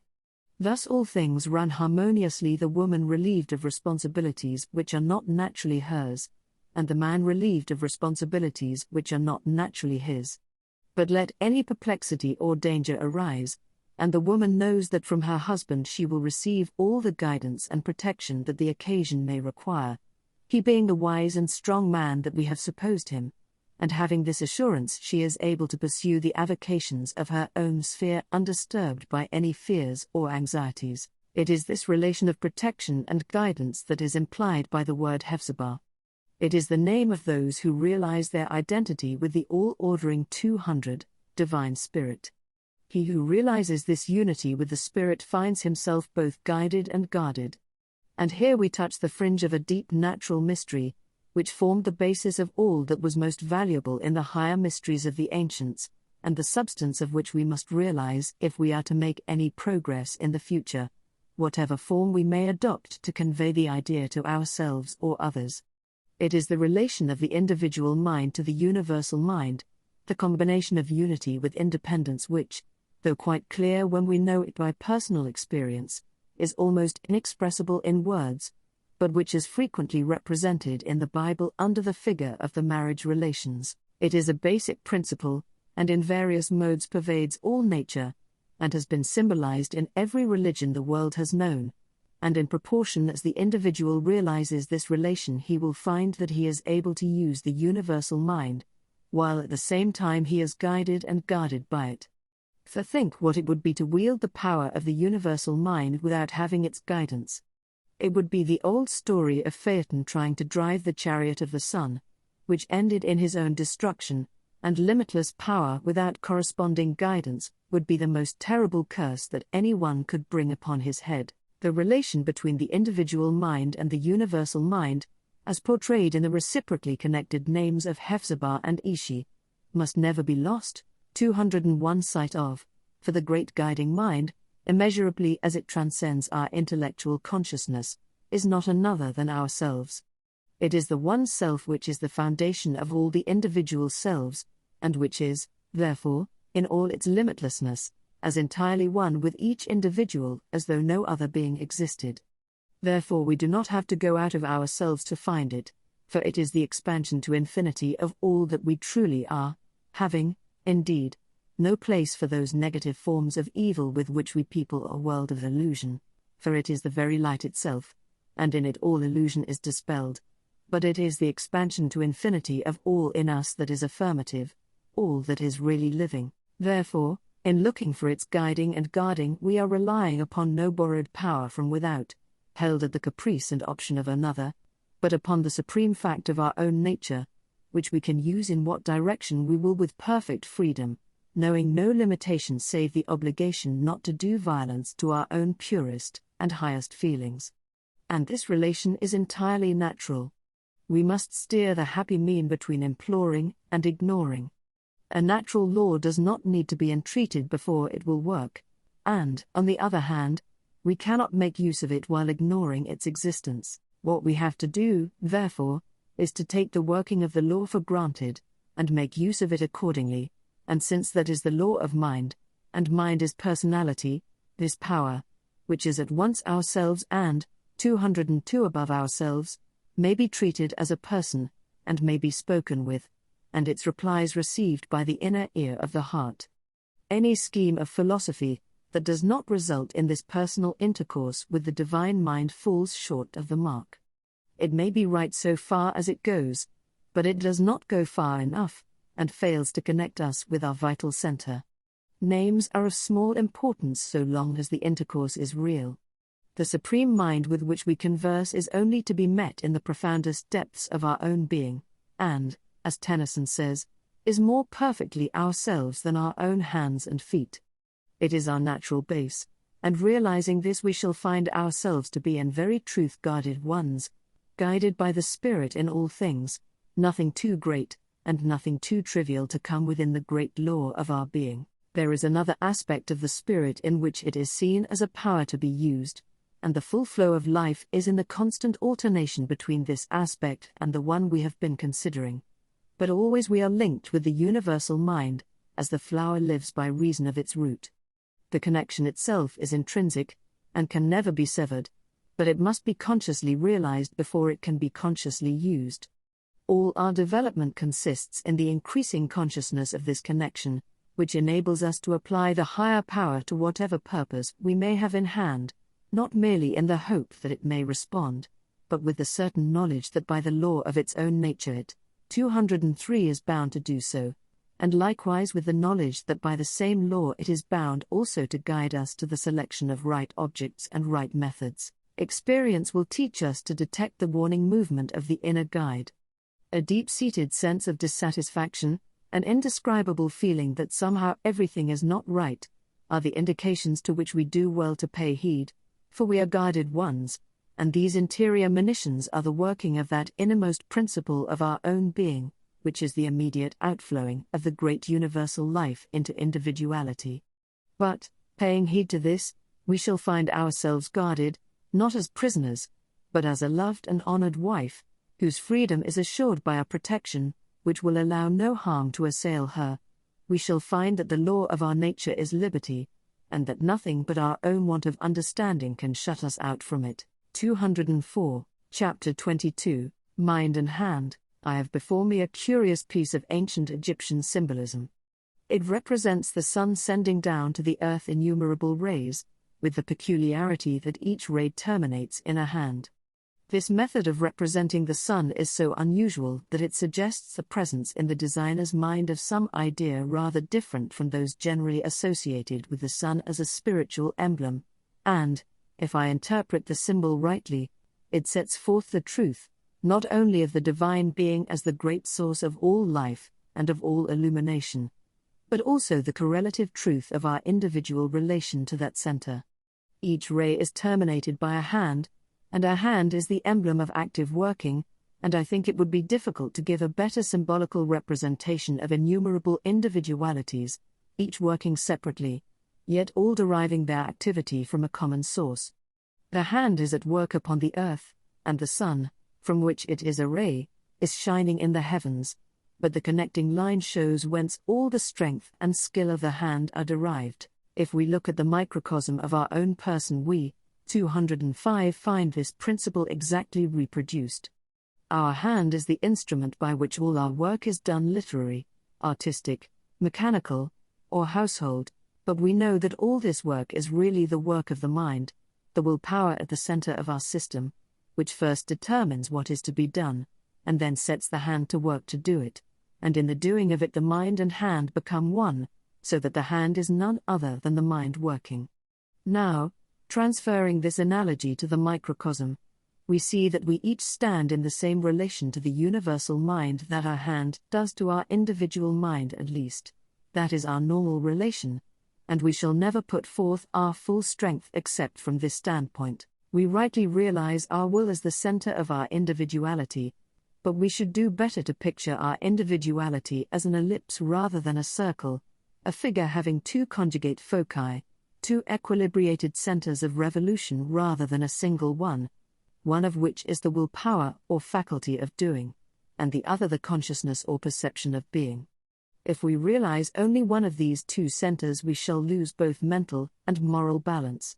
If we lose sight of that center which is our personal will, we shall become flabby visionaries without any backbone, and if, in our anxiety to develop backbone, we lost sight of the other center, we shall find that we have lost that which corresponds to the lungs and heart in the physical body, and that our backbone, however perfectly developed, is rapidly dried 206 up for want of those functions which minister vitality to the whole system, and is only fit to be hung up in a museum to show what a rigid, lifeless thing the strongest vertebral column becomes when separated from the organization by which alone it can receive nourishment.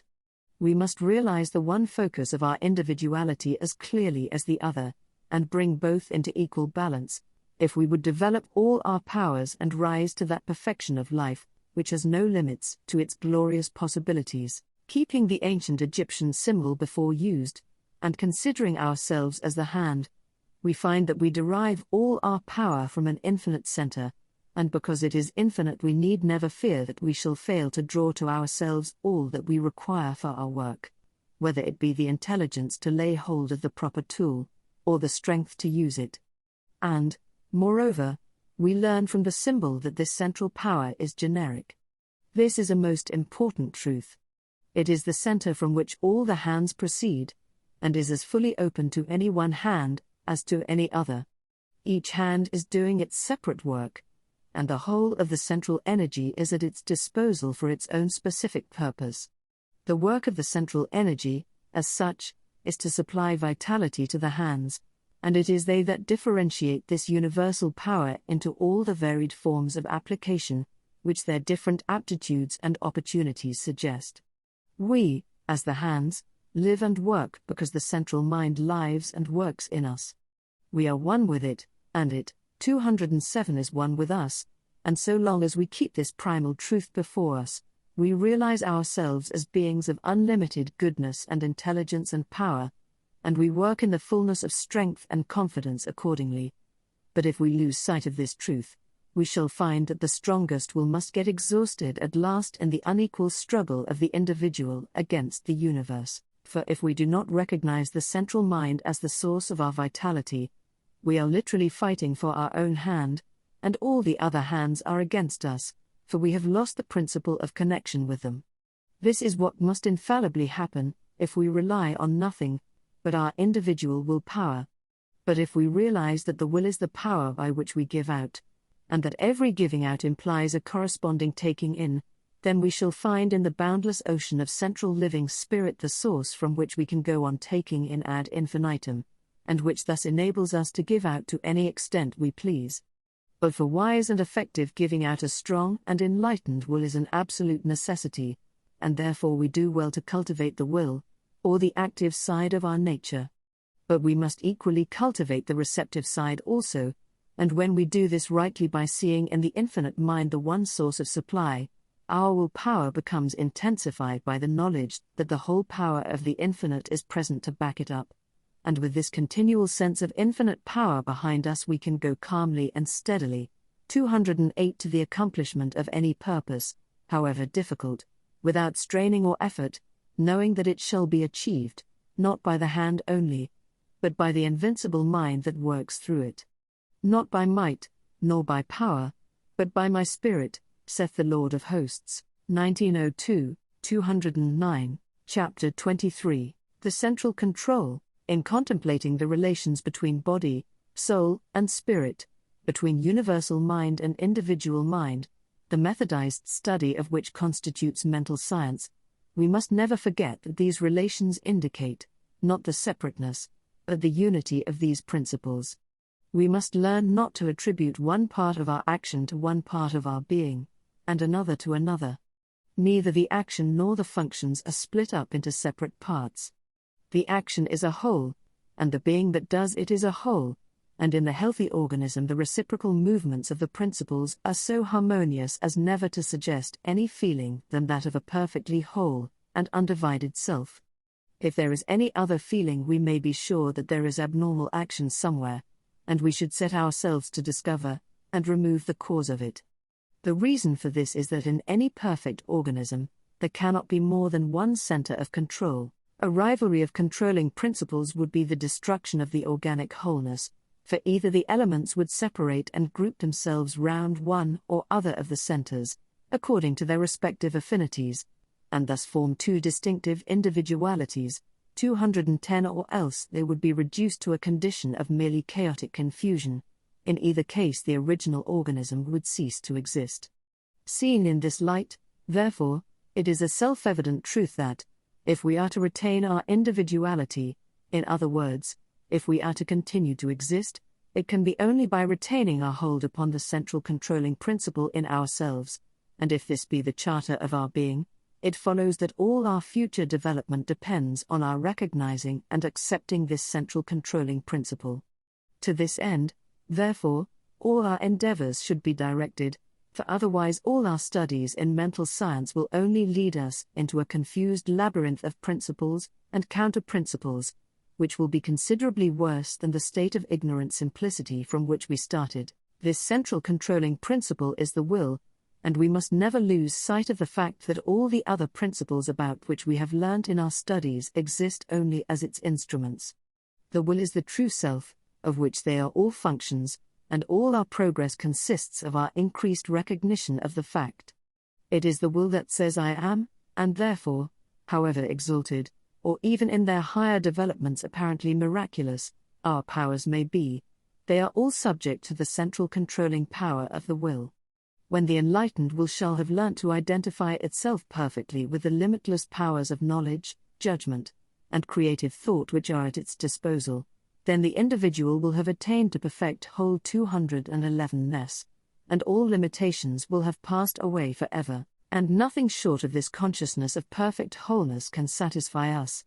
Everything that falls short of it is in that degree an embodiment of the principle of death, that great enemy against which the principle of life must continue to wage unceasing war, in whatever form or measure it may show itself, until death is swallowed up in victory. There can be no compromise. Either we are affirming life, as a principle, or we are denying it, no matter on how great or how small a scale, and the criterion by which to determine our attitude is our realization of our own wholeness. Death is the principle of disintegration, and whenever we admit the power of any portion of our organism, whether spiritual or bodily, to induce any condition independently of the intention of the will, we admit that the force of disintegration is superior to the controlling center in ourselves, and we conceive of ourselves as held in bondage by an adversary, from which bondage the only way of release is by the attainment of a truer way of thinking, and the reason is that, either through ignorance or carelessness, we have surrendered our position of control over the system as a whole, and have lost the element of purpose, around which the consciousness of individuality must always center. Every state of our consciousness, whether active or passive, should be the result of a distinct purpose adopted by our own free will, for the passive states should be quite as much 212 under the control of the will as the active. It is the lack of purpose that deprives us of power. The higher and more clearly defined our purpose, the greater stimulus we have for realizing our control over all our faculties for its attainment, and since the grandest of all purposes is the strengthening and ennobling of life, in proportion as we make this our aim, we shall find ourselves in union with the Supreme Universal Mind, acting each in our individual sphere for the furtherance of the same purpose which animates the ruling principle of the Great Whole, and, as a consequence, shall find that its intelligence and powers are at our disposal, but in all this there must be no strain. The true exercise of the will is not an exercise of unnatural force.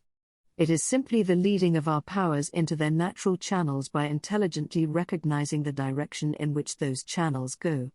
However various in detail, they have one clearly defined common tendency towards the increasing of life whether in ourselves or in others, and if we keep this steadily in view, all our powers, whether interior or exterior, will be found to work so harmoniously together, that there will be no sense of independent action on the part of any one of them. The distinctions drawn for purposes of study will be laid aside, and the self in us will be found to be the realization of a grand ideal being, at once individual and universal, consciously free in its individual wholeness, and in its joyous participation in the life of the universal whole. 213, Chapter 24, What is Higher Thought? Resolution passed October, 1902, by the Kensington Higher Thought Center, that the center stands for the definite teaching of absolute oneness of creator and creation cause and effect, and that nothing which may contradict or be in opposition to the above principles be admitted to the Higher Thought Center platform. By oneness of cause and effect is meant that effect, man, does consist only of what causes, but apart, individual personality, is not therefore coextensive with the whole. This resolution is of the greatest importance. Once admit that there is any power outside yourself, however beneficent you may conceive it to be, and you have sown the seed which must sooner or later bear the fruit of fear, which is the entire ruin of life, love, and liberty. There is no via media. Say we are only reflections, however accurate, of the life, and in the admission we have given away our birthright. However small or plausible may be the germ of thought which admits that we are anything less in principle than the 214 Life itself, it must spring up to the ultimate ruin of the life principle itself. We are it itself. The difference is only that between the generic and the specific of the same thing.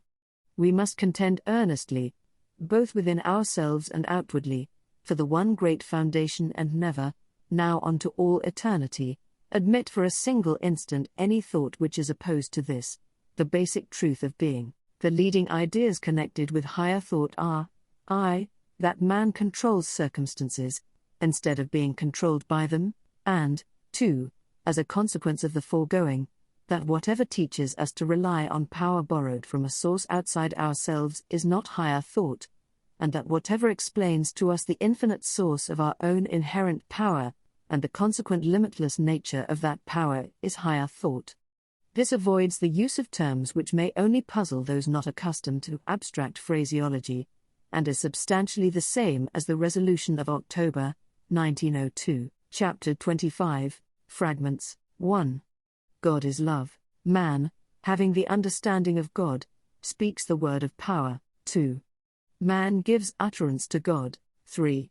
The Father is equilibrium. The Son is concentration of the same Spirit. The Spirit is projection. The triune relation always consists of these three: I, the potential; 2, the ideal; 3, the concrete. I, the potential, is life in its most highly abstract mode, not yet brought into form even as thought, not particularized in any way. 2, the ideal is the particularizing of the potential into a certain formulated thought. 3, the concrete is the manifestation of the formulated thought in visible form. What everybody wants is to become more alive, as Jesus said, I am come that they might have life, and might have it more abundantly, and it is only 216 on the basis of realizing ourselves as a perfect unity throughout, not made up of opposing parts, and that unity spirit, that we can realize in ourselves the livingness which spirit is, and which we as spirit ought to be. Hence perfect demonstration. The truth shall make you free.